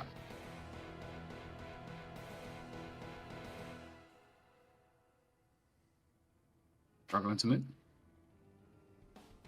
There you go. Yeah. Alright, so you move 10 feet forward and get a look inside the train car. Oh dear! I thought this was all just fun and games. Not anymore. How about something with a little pizzazz? Oh, God.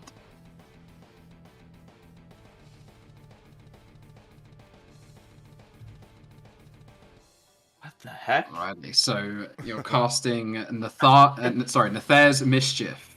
So with that, you fill a 20-foot cube you can see within range with Fey and Draconic magics. Roll me a roll on the Mischievous Surge table. That's a 2. Alrighty. So Bouquets of flowers appear all around, and each creature in the cube must succeed on a dexterity saving throw or be blinded until the start of your next turn as the flowers spray water in their faces. What? Welcome to What?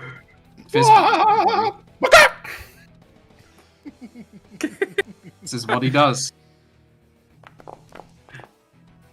Okay, so a 20 will pass. So one of the ghouls manages to dodge out of the way of the water that comes directly for its face, while the second one is not so lucky and is now trying to rub the sticky water from its eyes.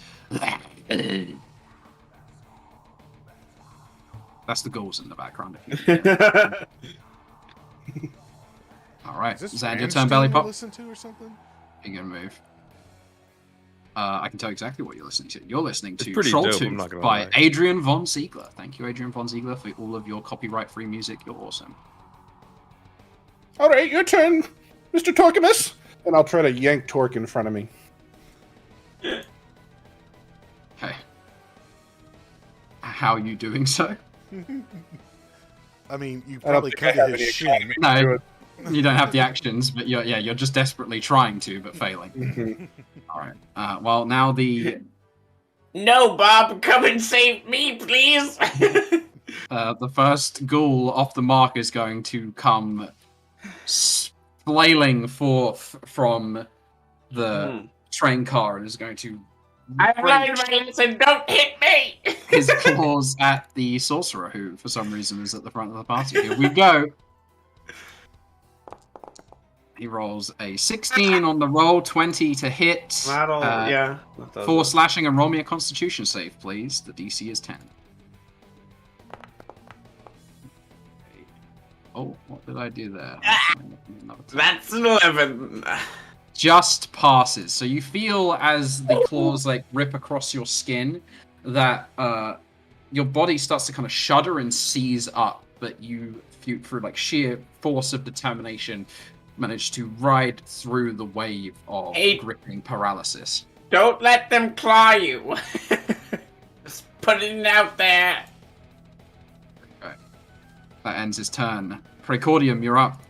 I have no idea what I'm going to do. I think I'm going to reach my hands out and give him a jump start. Is he wearing metal armor? No. Okay. He's nearly entirely naked other than a loincloth. Oh my, oh, well, at least there's that for modesty. I'm going to cast Shocking Grasp. A 19 to hit.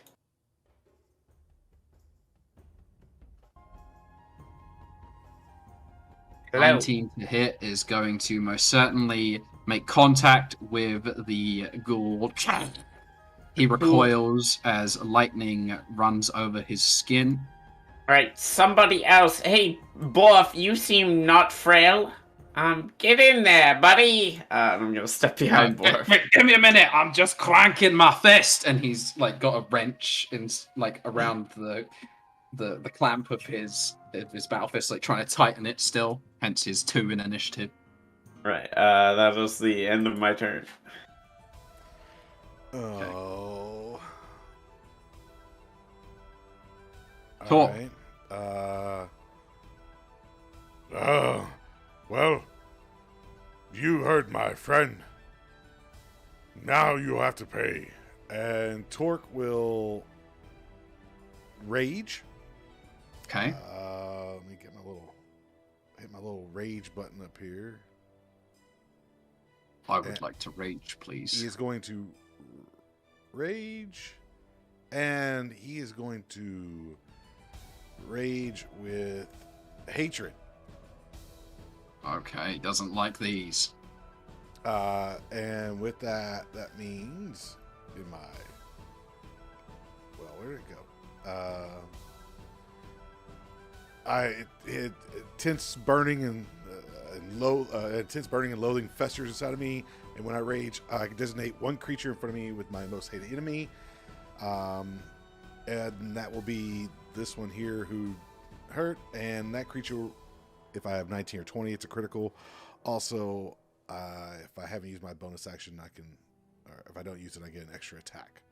So you can forego any advantage you have to make an additional attack. Oh, that's as a bonus action. Yes. Yeah, but as a bonus action. But I've already used my bonus action, so Torque is going to smack him with his meat cleaver. That's a 24. Okay, it's 24, so we're certainly going to hit him.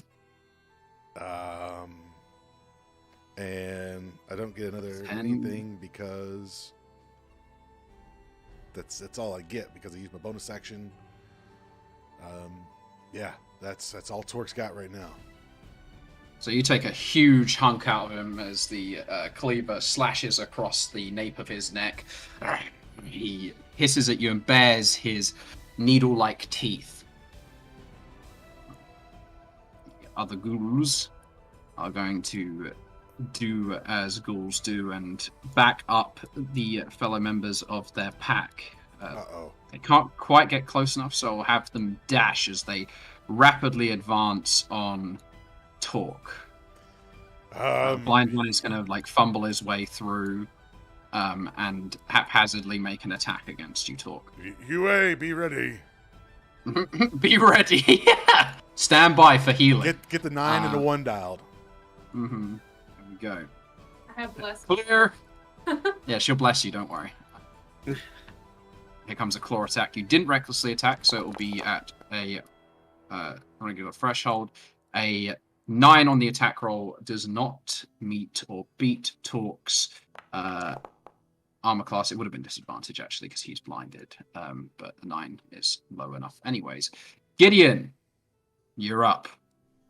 All right, the one that just attacked Torque, he looks pretty clumsy, so I don't know he's blinded, but I'm still going to shoot that specific one. Mm-hmm. All right, here we go. With Chaos, come through. And that would be a... Boy. Let's go! Oh my goodness! Through with the crit. Brutal. The one you had advantage as well, and you didn't even roll it. But do we need to roll it again? I don't. We think don't. So. Okay, so a 13 plus 10 on the crit damage initially, and then with your elemental imbuement of fire, you gain an extra 4 damage on the crit, which you described to me how you totally eviscerate this ghoul. Yeah. All right. One shot. Seeing him jump out of the doorway, I'm going to grab my pistol, which is on my hip right here, fling it right out, put a shot right through his eyes, and say, "Yeah, that's how it's done." I mean, yeah, that's how it's done right there. Yeah. All right. Good job, no diggity. Right. And you can make your bonus action offhand shot as well. Because dual wielder, baby. Mm-hmm. And I'm going to attack the one that we've already been attacking so far, which is the one right in front of Torque. For the one that got shocked and slashed at. Go for Bingo. it. Regular to hit. Alrighty, 15. We'll roll to a 22 with bonuses for 4 piercing damage as it just grazes the upper arm of the flailing ghoul. Mm-hmm. And that's my turn. Okay. Alright, Borth, one more time shunts the wrench down, and as he does, the palm of the fist sparks with electricity. It sounds like it's powering up. Alright, baby! Let's show them what we can do. And Borth will attempt to cast a spell on the remaining ghouls. He will cast Web, but as he's doing so, you will watch as his fist starts to kind of glow with this at first pale blue energy, in this symbol that looks like a almost like a fractoid forms all around the glove, and then it starts to glow purple. Here we go. He unfortunately has a busted battle fist, which means I have to roll on the busted battle fist table to see if he even makes it work. Okay, so he rolls a 6 on his d20, which means the battle fist sputters and fails, and you will watch as like a trail of white goo just kind of sprays onto the ground in front of him. No, the web function's all battered. God, we're gonna have to fix that. Wow. So it's Just truly a keystone of this operation, Borf. I'm sure this has never happened to you before. You wait. Being prepared as Torque mentioned that she should be, she had spiritual weapon prepared, and as she casts it, she hopes for a large dragon to appear and go straight ahead for the one. So spiritual dragon appears, and it's a little worm. And you forgot to add teeth. Yeah, but it's a tiny little baby Mushu-like dragon. And it kisses it on the face. Yeah, kisses the ghoul. I am a dragon. And trying to Dishonor on your family. Sorry. I'll react to that natural one. Oh, here we go! Oh. Yes! Okay. So.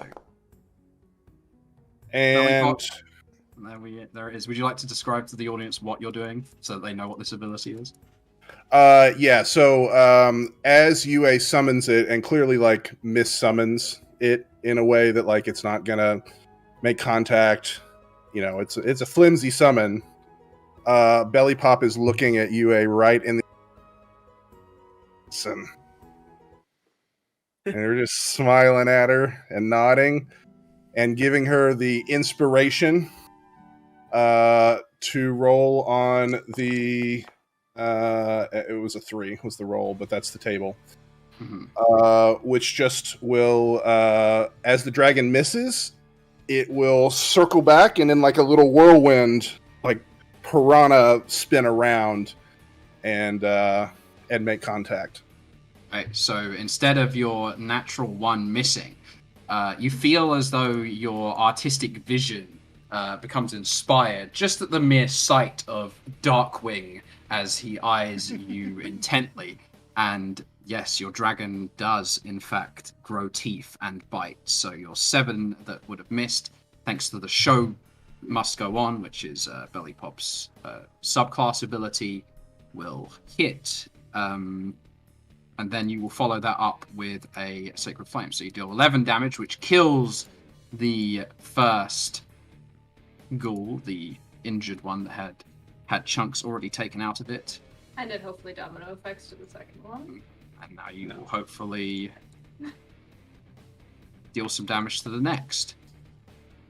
You do a 12 on its dexterity saving throw. It looks over at its now deceased compatriot that had its head torn off by a spectral dragon. And while it's not paying attention, your mote of like jade green sacred light will envelop him. He takes, how much damage was it? 5 radiant damage. Okay, but we have seen just a little of what this penguin can do already. Okay. Does that end your turn, UA? That was Yes, bonus action and yes. action. All right, Belly Pop. I don't know how on Foundry to move this Mm-hmm. once I've set it. So if you click the measurement tool in the top left, looks like a right angle ruler, you should be able to select the radial and move it to where you want. Okay. Oh wait, I don't have. Actually, I don't think I can. Oh, You can move it 10 feet, right? Is the I can move it the 10 amount. feet. I don't know what Yeah. to do with that extra one there. Okay. There you go. I don't think. There you go.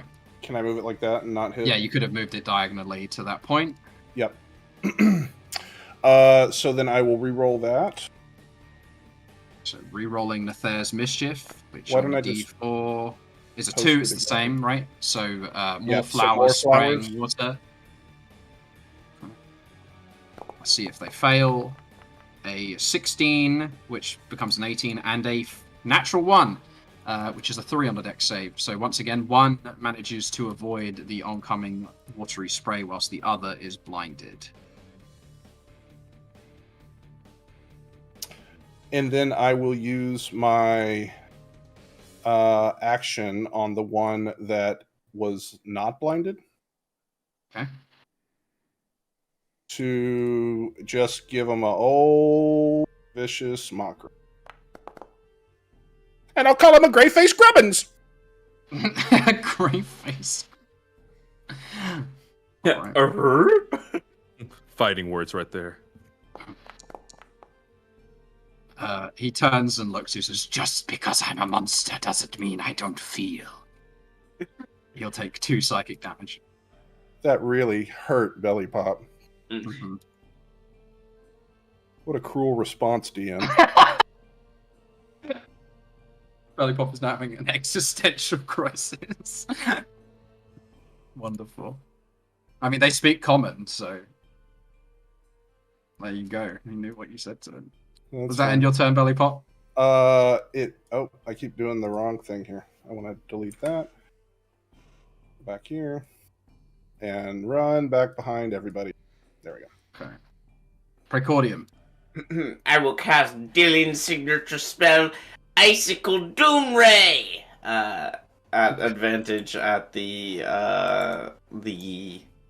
blinded ghoul. Okay, so advantage on the blinded ghoul.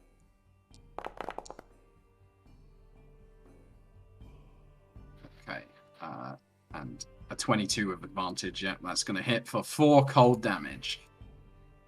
Ghoul flails around, just trying to rip the frozen flesh off of its own body. And then I'll move to right here and end my turn. Okay.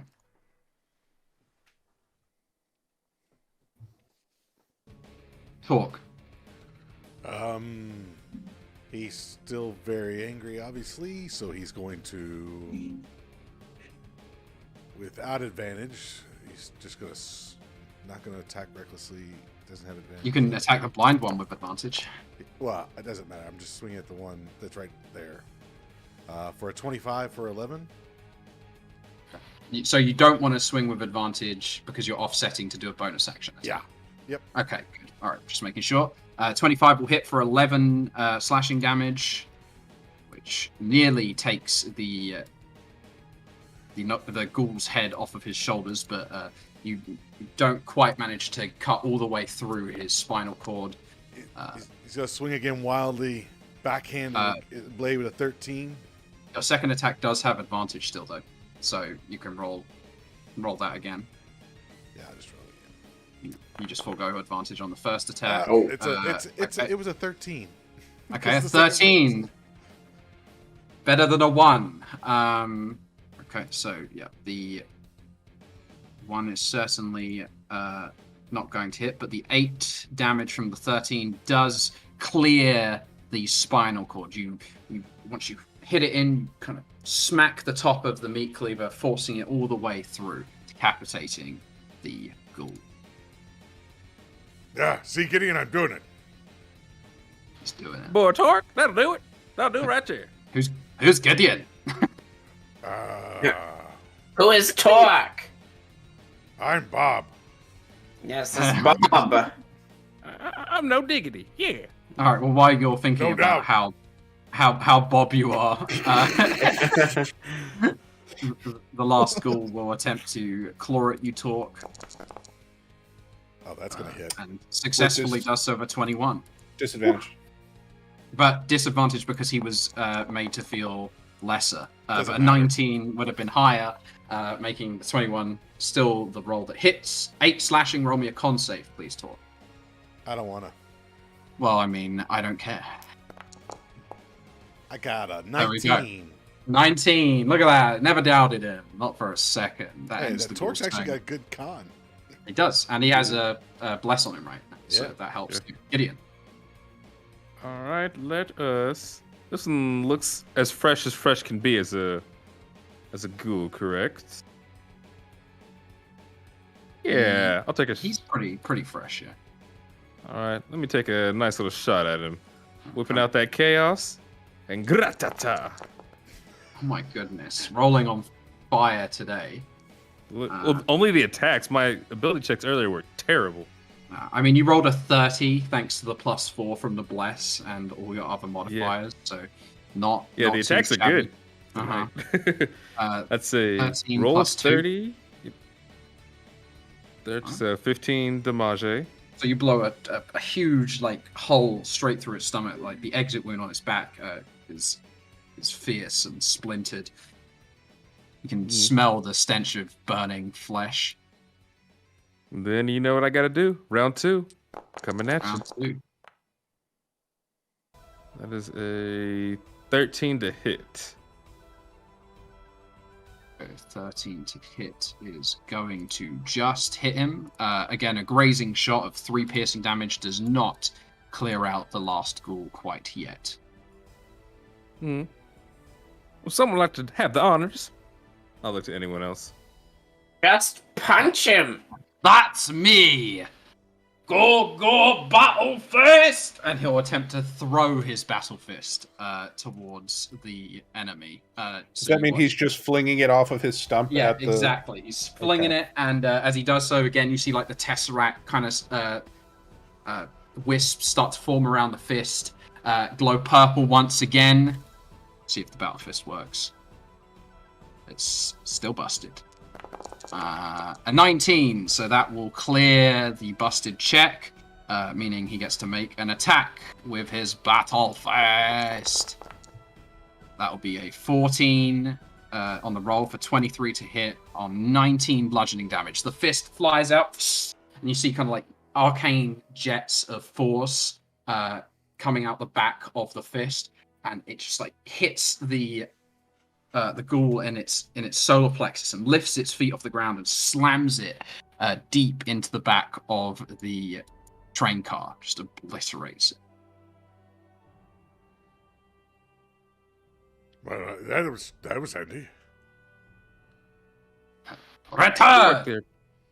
And the fist comes back and aligns itself to his stump. Right. Great show, everybody. How many train cars do you think we have? It's maybe 12 times 4. 48 more ghouls, maybe? If memory serves me correctly, there's about maybe 4 train cars in this tunnel. Okay. So 12 more ghouls, maybe? Who knows? Should it be too bad? So Gideon, you're trying to peek around the side of the train car, and you do notice that at the head of this train car here, it becomes too narrow for you to creep behind. Okay. You have to be And- tiny to do so. We have anybody tiny? We could. Well, I could make someone tiny, but no one else would be able to go over there. What about the other side of the train car? It's slightly wider, but again narrows eventually to a point where you can't pass by the train car. So, I say we just hop on this railroad and how dare give away our player agency. you can always leave. No one's stopping you. I will say that I saw the next little car. Hey, it looks like it has a functioning door. So if we want to, like you said, go from train to train, I think that's a possibility right there. But there's also a side little section over here. If someone really, really tiny wants to go over there, I think you can make it. I think it would be unwise to send someone alone. You have a point there, Skipper. We might be villains, but we care for one another. We're a For family our of villains. own benefit. So Bless has subsided at this point, as a minute has passed, as has Nether's Mischief. Oh, by the way, you seem a little bit, I don't know how to say this nicely, but wimpy, Blue Man. How about you come here and I'll fix you?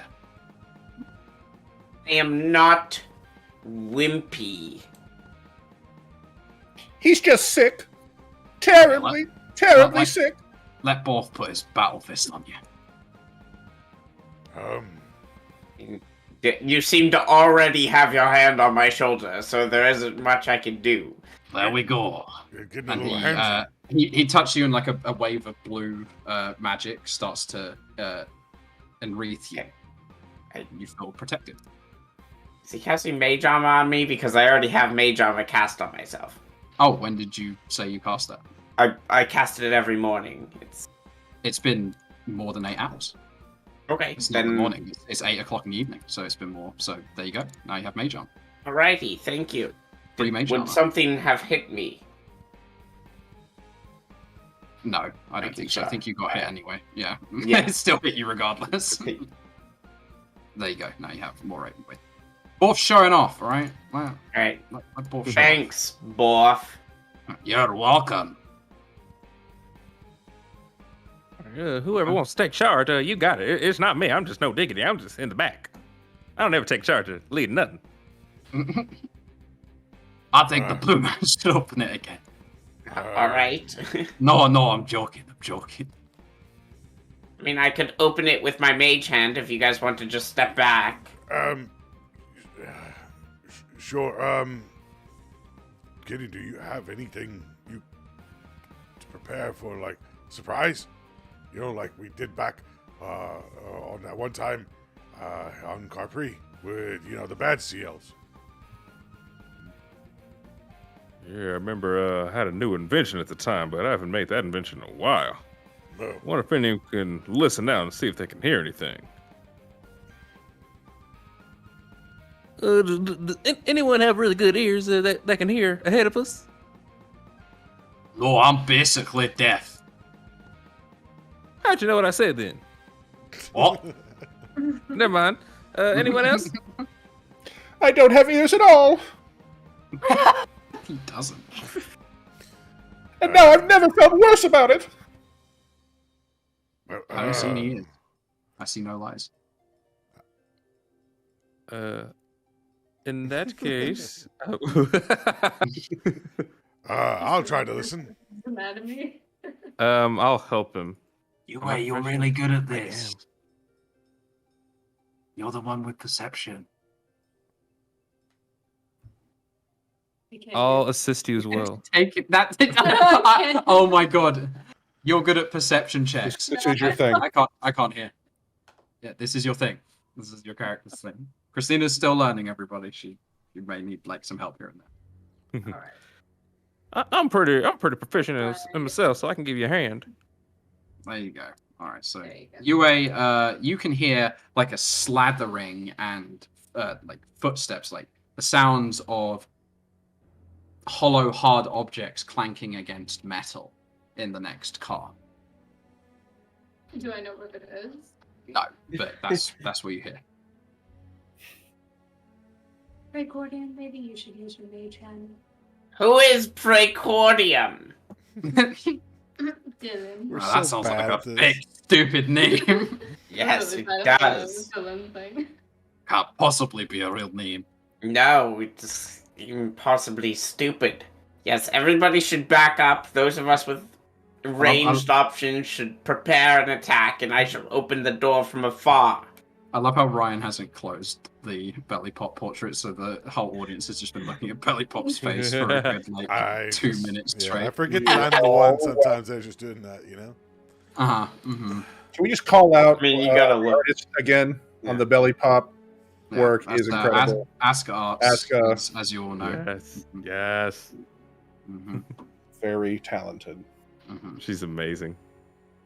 Okay. I will I'll hold up my instruct gun Borf and to back up. I'll hold an action to attack. Okay. Is Borf gonna back up, or? No, Borf's not going to back up. Okay, then I'm going to use my mage hand to open up the door. Okay. Oh. Oh. Oh. Double the door malfunctioned, Oh, but then look. once it fully opened, even more ghouls. But these ones look even scarier because they have big dangly tongues and What a ashen fuck! white skin. And they look even more hungry and vicious. Oh, roll for initiative.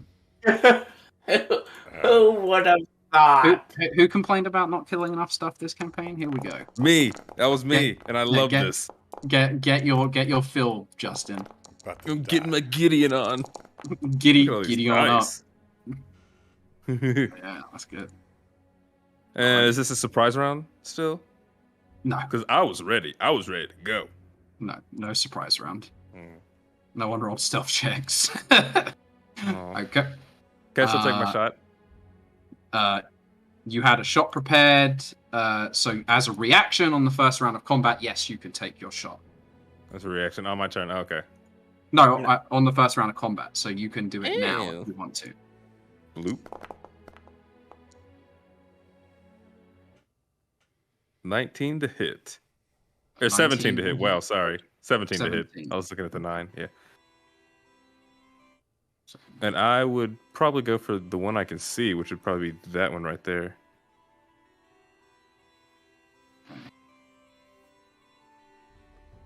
Can't. Where's my... Here we go. No, that's not better. It's like a Hobbit festival. I know, right. Okay, so 17 will hit for 7 piercing and 2 fire at the foremost one, did you say? The one I can probably see, which is this one, I would say. Remember, right if you double right click them, you can target them. Shout outs to Foundry for having that feature. Oopsie poopsie. Sorry. Yep, 7 about and 2. Yeah, he recoils. Flicks his tongue out towards you. As he does so, his fellow Ghast will come surging forward and attack Borf Battlefist. Come at me, you big smelly oaf! To claw attack him. Claw wrenches forward. 19 on the hit. That just about hits Borf. A 24 on the roll will hit for 8 slashing. Oh, I didn't think you'd actually get through my barricade. A Constitution save. An 11. Oh, I think his DC is actually higher. No, it's not. In fact, it's just. Oh, 10. and I'm the wimpy. Not now, Dylan. Belly pop. You're up.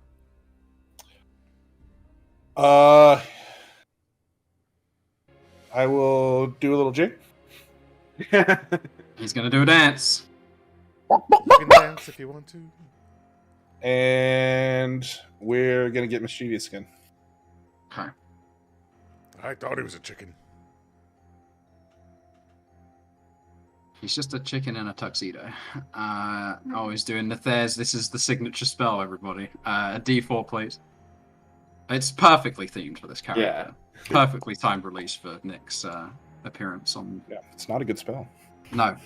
Okay, the smell of apple pie fills the air, and each creature in the cube must succeed on a wisdom saving throw or become charmed by you until the start of your next turn.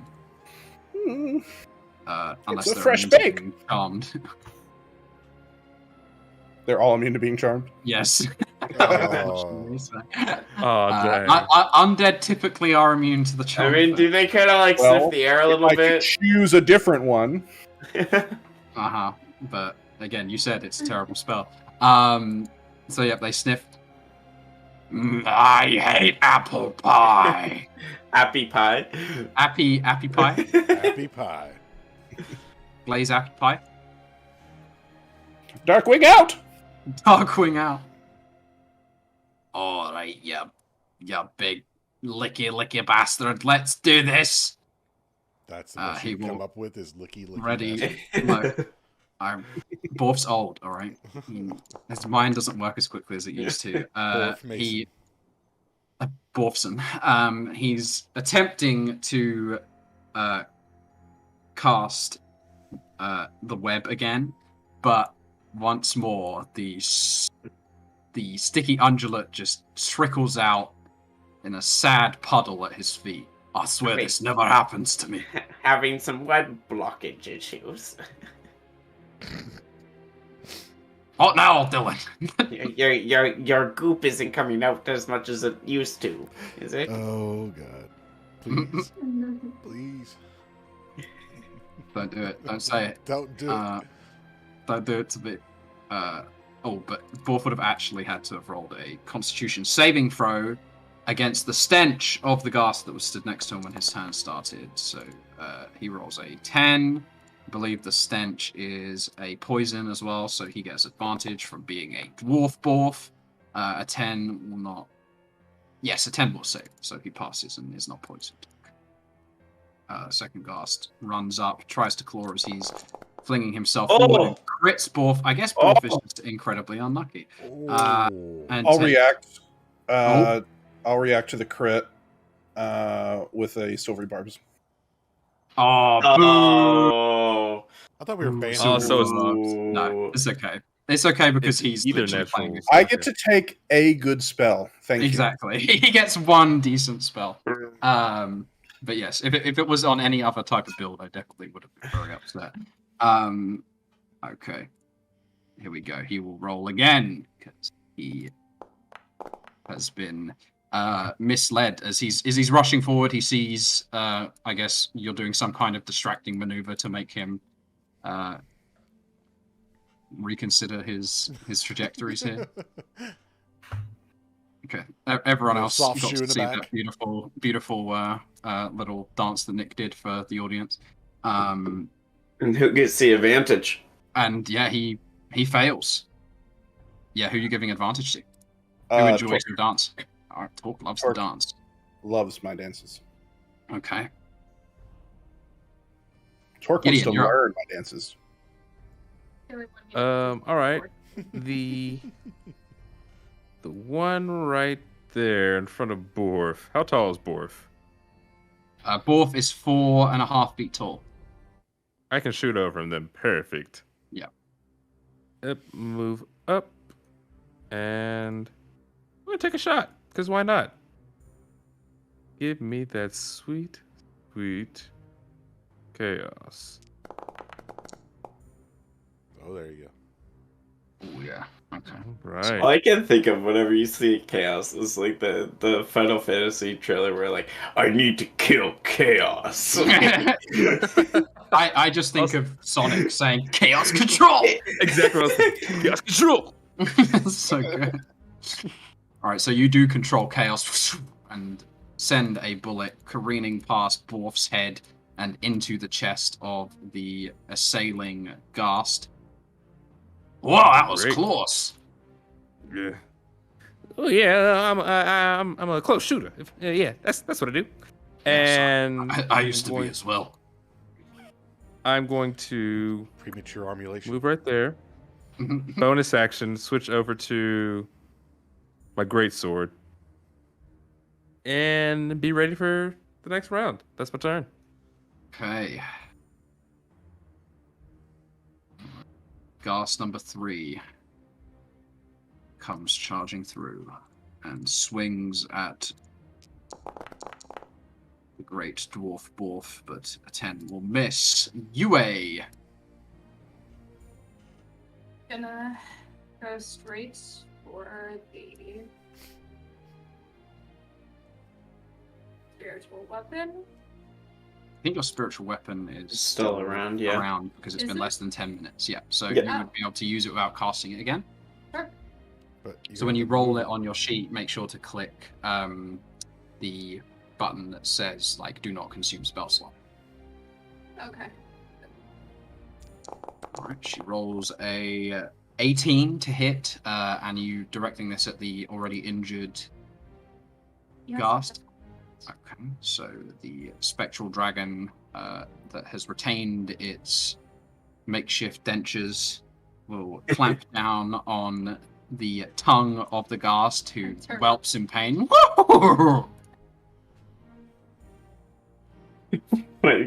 Just Scooby-Doo. I know.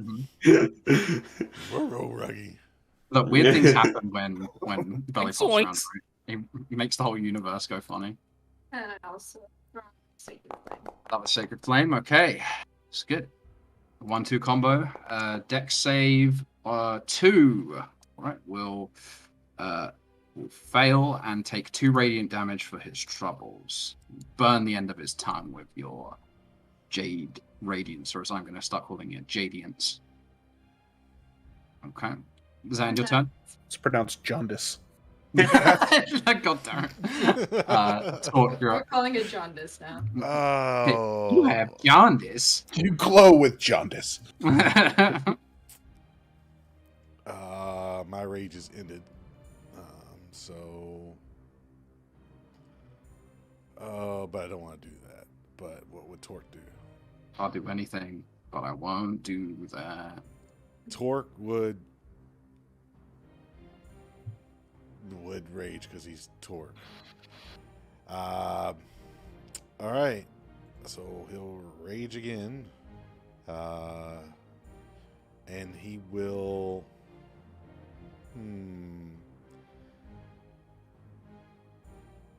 He will use his, because we're starting to get surrounded. He's going to use fear. Okay. So I'm going to designate the one right in front of me to be my source of fear, and he will have disadvantage on attack rolls against me, and I'll have advantage on all saving throws the creature forces me to make. Okay. All right, so then he will now recklessly attack this guy. Oh, I didn't roll it twice. I hate when I don't do that. So 24 for 10 damage. 24 for 10 damage. You cut into the facing Ghast. You clip off a chunk of his ear. Give him the old Mike Tyson treatment. And that will end my turn. Okay. Do I have to make a Constitution saving throw saying next to this thing? Yes. Well, no. If you start your turn within 10 feet of one, then yes. I don't. You I started. I I was standing right there. think it's 10. I'm going to argue It's 5. You're right. There used that to be if 10. you're back in my area, they don't stink. Oh, apple pies. That one They is smell like apple the pie. apple. Yeah. So the apple pie would nullify that, but this one isn't in. But the the one apple up there pie. is still Yeah. out. Yeah. Yeah. All right. exactly. Well, I will I would have extend it to advantage be on that this. useful at least. I'd have advantage on this saving throw. Right? Yeah, sure. He kind of smells a little bit lingering like apple pie because he ran through the apple pie area. You pass. It's fine. Yeah. Okay. Look at that. Nick's Well, I have advantage second anyways, level 'cause spell for is saving giving Yes! a faint smell of apple pie to everything. Power Look at gamer. it go. Power gaming. Okay. We're gonna Oh, poor dude. run forth and attack Borth the Battle Fist once more, but a 14 is not going to get through his, as he claims, impregnable barricade. Precordium. You're Well, up. if you've got that impregnable barricade up, I can hit you with something and you'll be fine. Oh yeah, hit me with it. All right, I'm gonna sling an ice knife, or should I say a freeze cleaver. Freeze cleaver. That's pretty good. That's good. At the one right in front of Borth. Oh, that's it. Oh baby. So that will do him, and then it will do all the people within 5 feet. So he That's what takes they- 5 piercing damage, and then all of them need to roll dex saves. Let's roll these dex saves, including the veritable Borth Battle Fist. There we go. Well, I mean, Borth definitely fails on a 2. One Ghast rolls a 6 and 9, and they both fail. Nice, 6 and 9. But the 2 that roll 21s most definitely pass on their saving throw. So 2 of these Ghasts and Borth take damage from the cold. Cold did bother Borth anyway. Oh, me boards, they're too old for this cold. I mean, you literally asked for it, so Now the I mouse only is gonna blame have you. this. Does that end your turn? You're talking some. Yes. I'm the conductor, bitch! Oh boy. I mean, that was one of the first movies. Oh, let it go. Oh. No, stop! Stop doing it. He'll come. He'll set the Jonas Brothers on us. Okay. So, Well, Joe seems like a cool guy. Not Nick Oh. though. I mean, just it's that South Park episode, right? So dealing the Wizards I of got the that reference. Coast, not the Wizards of Waverly Place. So Borf will take a Ghast claw attack. Again, 9 just scratches against his magically infused plate armor. Belly pop. You're up. Yeah, I'm gonna use my bonus action to move. Quit doing that. To move this over, Oh boy. and we'll roll it again. Oh, consume spell slot. Oh, does it not roll it on that? My bad. You just have to roll a d4. There we go. That's a 4. This one is Yeah. not effective. Drops of molasses hover in the cube, making it difficult terrain until the start of your next turn. Well, that's unfortunate. Does that end your turn, Belly Pop? No, I'm gonna hit this. Can I see this one? We'll move over there so I can see that one. The bottom right one. We'll hit with a vicious mockery. Okay.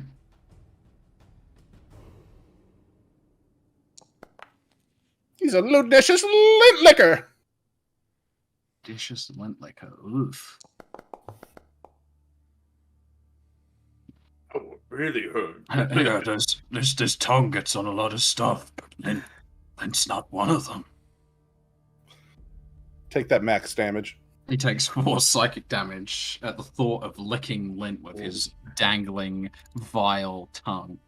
Ugh. That'll stick with you. Oh yeah, that definitely will. That's all. The only part of the body that ghouls and ghast don't eat is the belly button. Oh god. Borth. Come on, Borth. Let's see if you can do anything today. Well, he did one good. He got one good punch in so far. Borth will start to crank at his battle fist again. All right, changing canisters. Go, gadget, go. Here we go. Again. He attempts. Oh no, I just rolled an attack. Oh. I will take the d20 roll, which is a 9.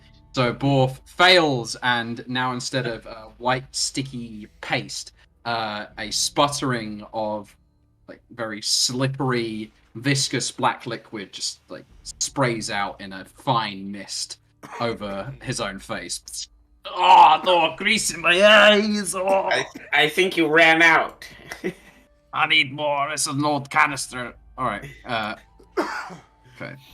Ghast. Worse, no good, very bad, poor day. Where did the lighter fluid come from? Yeah, this Ghast has recognized that this old man is useless, and thus will attack the giant ape man who cleaved his shoulder Disadvantage. with disadvantage. Here we go, because he is. You are in fear of him, so you're making extra sure that you are going There to we avoid go. his attacks. He rolls a nat 1 on his second roll to miss. Talk. Okay, get in. You're up. All right, someone attacked. I'm on great sword mode right now, so let's swing at him. Bloop. Great sword engaged. 15 to hit. Okay, 15 will hit. For 12 damage and 2 fire damage, so 14 total. Yep, I was going to deal 14 total damage, which finishes off the Ghast. You rip through his torso diagonally and cauterize both sides of the cross-sectioned ghoul. Perfect. And that's my turn. Okay. Alright. This Ghast is going to move through the incredibly difficult molasses-ridden terrain, 5 feet, and will attack the dashing, what's his name? No Diggity, for slicing No up diggity. his ally. Claw attack in. 17 with disadvantage. disadvantage because he is viciously mocked. He licked the lint and he didn't like it. I'm going to activate my shield. Okay, so you're going to reaction cast shield and deflect the oncoming attack. Yue, you're up. I go for that spiritual weapon one more time. What was that? Oh, sorry. I go for the spiritual weapon one more time. And then I follow it with the sacred flame. So she... Once again, here comes the Jaundice Dentured Dragon combo. Roll a dex save. The 16 will hit for 10 force damage on the spiritual weapon. And he fails his dexterity saving for over 13. And will take an extra 5 radiant for doing so. Sorry, 5 Jaundice damage. Is that your turn, Ewan? Yes. Gotta put him under a lamp. Torque. So Torque's still raging, but he doesn't have the benefits of the fear anymore, right? 'Cause I can't move it. So No. he will just recklessly attack this son of a gun. Let's see if I... There we go. I got it right this time. 23 for 13 damage. Oh yeah, that's good. So 13 damage. You, again, stick the mithril cleaver and you cut off half the tongue. He grabs onto it with both hands. Ah! My lint liquor! And... Oh, I can smack him with my spatula, right? Yes, you can, if you want to use your bonus action to make an offhand attack. Yeah. Okay. That's 16 for 3. 16 will hit for 3 damage. You just flat out smack him on his forehead, leaving a huge, 4-hole dent in his head, but he just about survives it. And then... You see little belly pops fluttering around his head as he looks dizzy. Whoa. And I have to do a Constitution saving throw, right? You would have had to have done that at the beginning of your turn. I think once you pass, though, you're immune for 24 hours, so you don't have to worry. So I don't have to worry about it. Okay. No. So I might have had to do that too. Sorry. Oops. That will end my turn. That wrong. Mm-hmm. Okay. Also believe it's just the individual Ghast, so you would have actually had to roll one as well, Tor. It's... Okay. Just roll it real quick. Yeah, 20 and 11 for Gideon, so he wouldn't have failed either. Gonna move forward and attack wasting a nat 20 on that. The silver-haired fox that is Gideon. With a claw. An 11 will most definitely miss the shielded artificer. Praecordium. I'll drop Ray. I mean a icicle doom beam on the one in front of Borf. Okay. Actually, hold on. Let me look at what I have. Oh no, that probably wouldn't be good on them. Yeah, icicle doom beam. 14 for 5 cold. And then I'm gonna back away. Getting awfully close.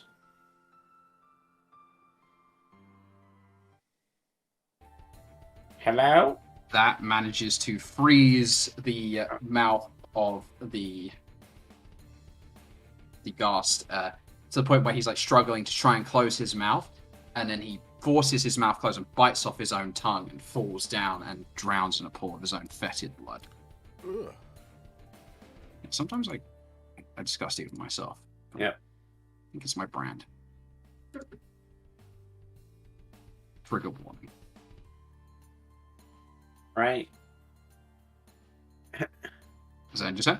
What? You got a brain freeze or something? Alright, Yes, that's the end of my turn. How do I ban someone from my Discord channel? Belly pop. Furiously starts Googling. Yeah, we'll flash this again.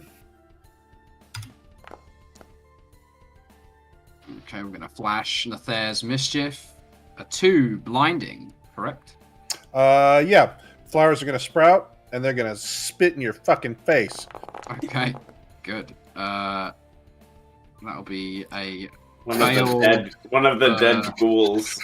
Still Yeah, safe. ignore that. Yeah, but Borf didn't, so Borf is the only one who gets blinded by the flowers. Ah, the bloody eyes! Well, he just sprayed himself in the face too, didn't he? Yeah, exactly. So he's like trying to rub the. He's like, oh, I got the grease out. Oh! Now he's been blinded by the nectar-infused water. And then we'll hit this near death one. Does he look real near death? Oh, real near death. Mhm. Yeah, because he's a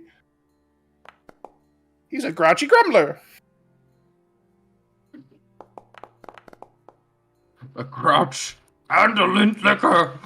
Oh, the shame! And his head explodes. He accepted himself in the end. He did. You gave him a sweet release. He will Gross. now eat his lint in Elysium. Does that end your turn, Billy Pop? Is that lore in this world? Can be. They go to Elysium. I mean, like maybe he was a devout follower of a god based in Elysium at some point. So who knows? I cower behind Praetorium. Praetorian. Dylan. He wishes he was that cool. All right, Blind Borf is gonna attempt to punch this Ghast. So first we'll roll a busted Battle Fist roll. That will be a 10, which is a fail. And so he just like swings, and as he swings, the fist falls from the mount and just thuds onto the ground. Ah, damn it! And now he's like fumbling around on the floor like he's lost his contact lens, trying to get his fist back on his arm. Gideon. I'm gonna get to slashing. Okay. Come through. Ooh.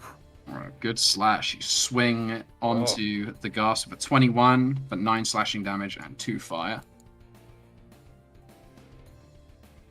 And I will move up a little bit, just in case he wants to get frisky and froggy and try to break the ranks.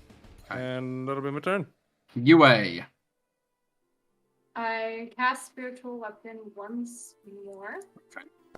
Spiritual weapon again. A 16 will hit for 11, seeing as this is the last killing action of the night. How about you describe to me how you finish this? The dragon transforms into a 3-headed serpent, and it slowly twists around his neck and pops it right off. Oh. Horrific. I bet those serpents had wings as well. It's a new thing. And with that, combat is concluded. Yue, I think you're taking this whole villain thing a bit too seriously. I thought I had to commit to it. I am dressed in tinfoil as well. Going all out. I'll need that tinfoil back when we get back to the ship. We have leftovers to wrap up. Baked potatoes to make. Okay.